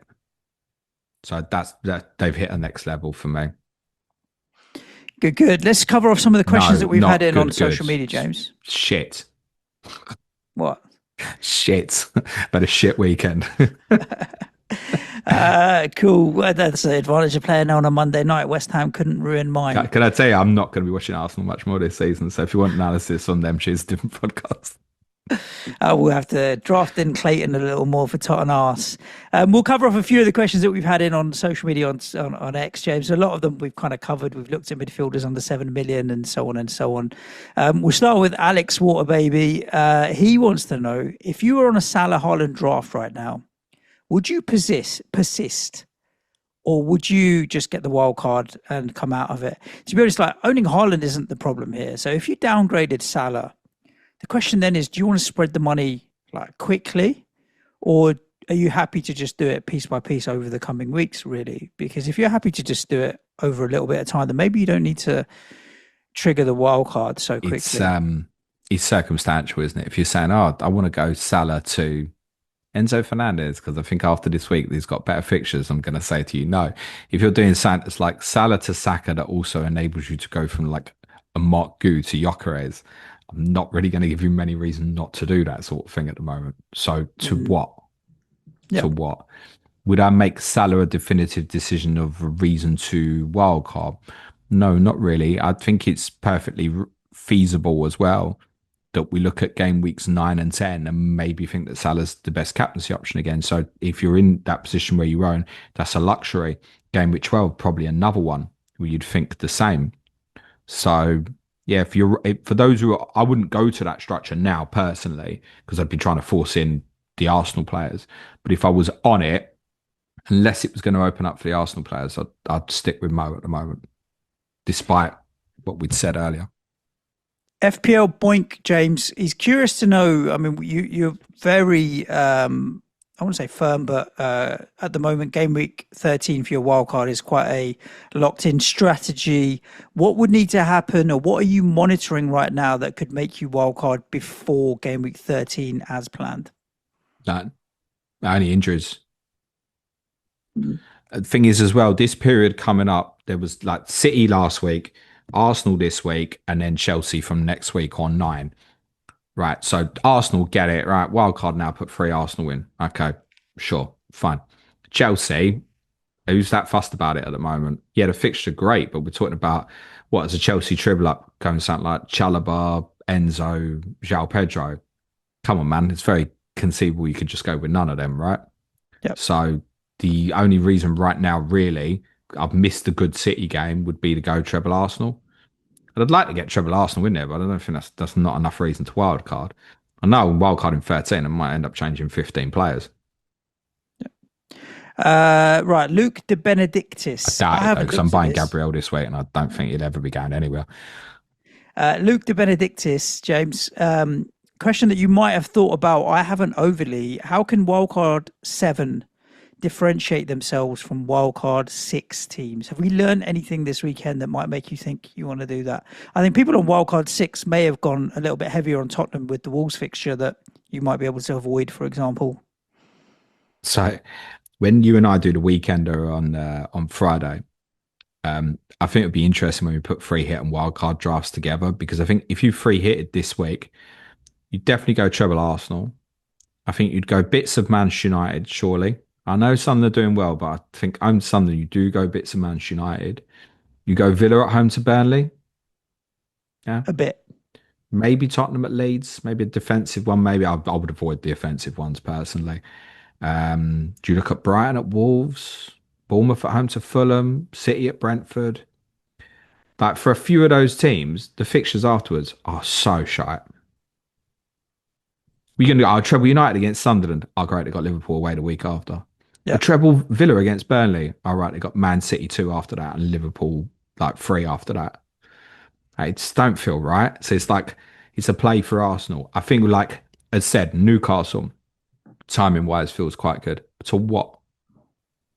West Ham are top a second on my ticker over the next 5. And they go to bloody Emirates this week. It's because the 4 Wow. afterwards so great. So I'm going to take a chance on Nuno now. Start steaming into like Kilman and No. like it's Bowen or No. nothing, isn't it? As it stands. Diff's all right because he's dropped to 4-4 and what have you.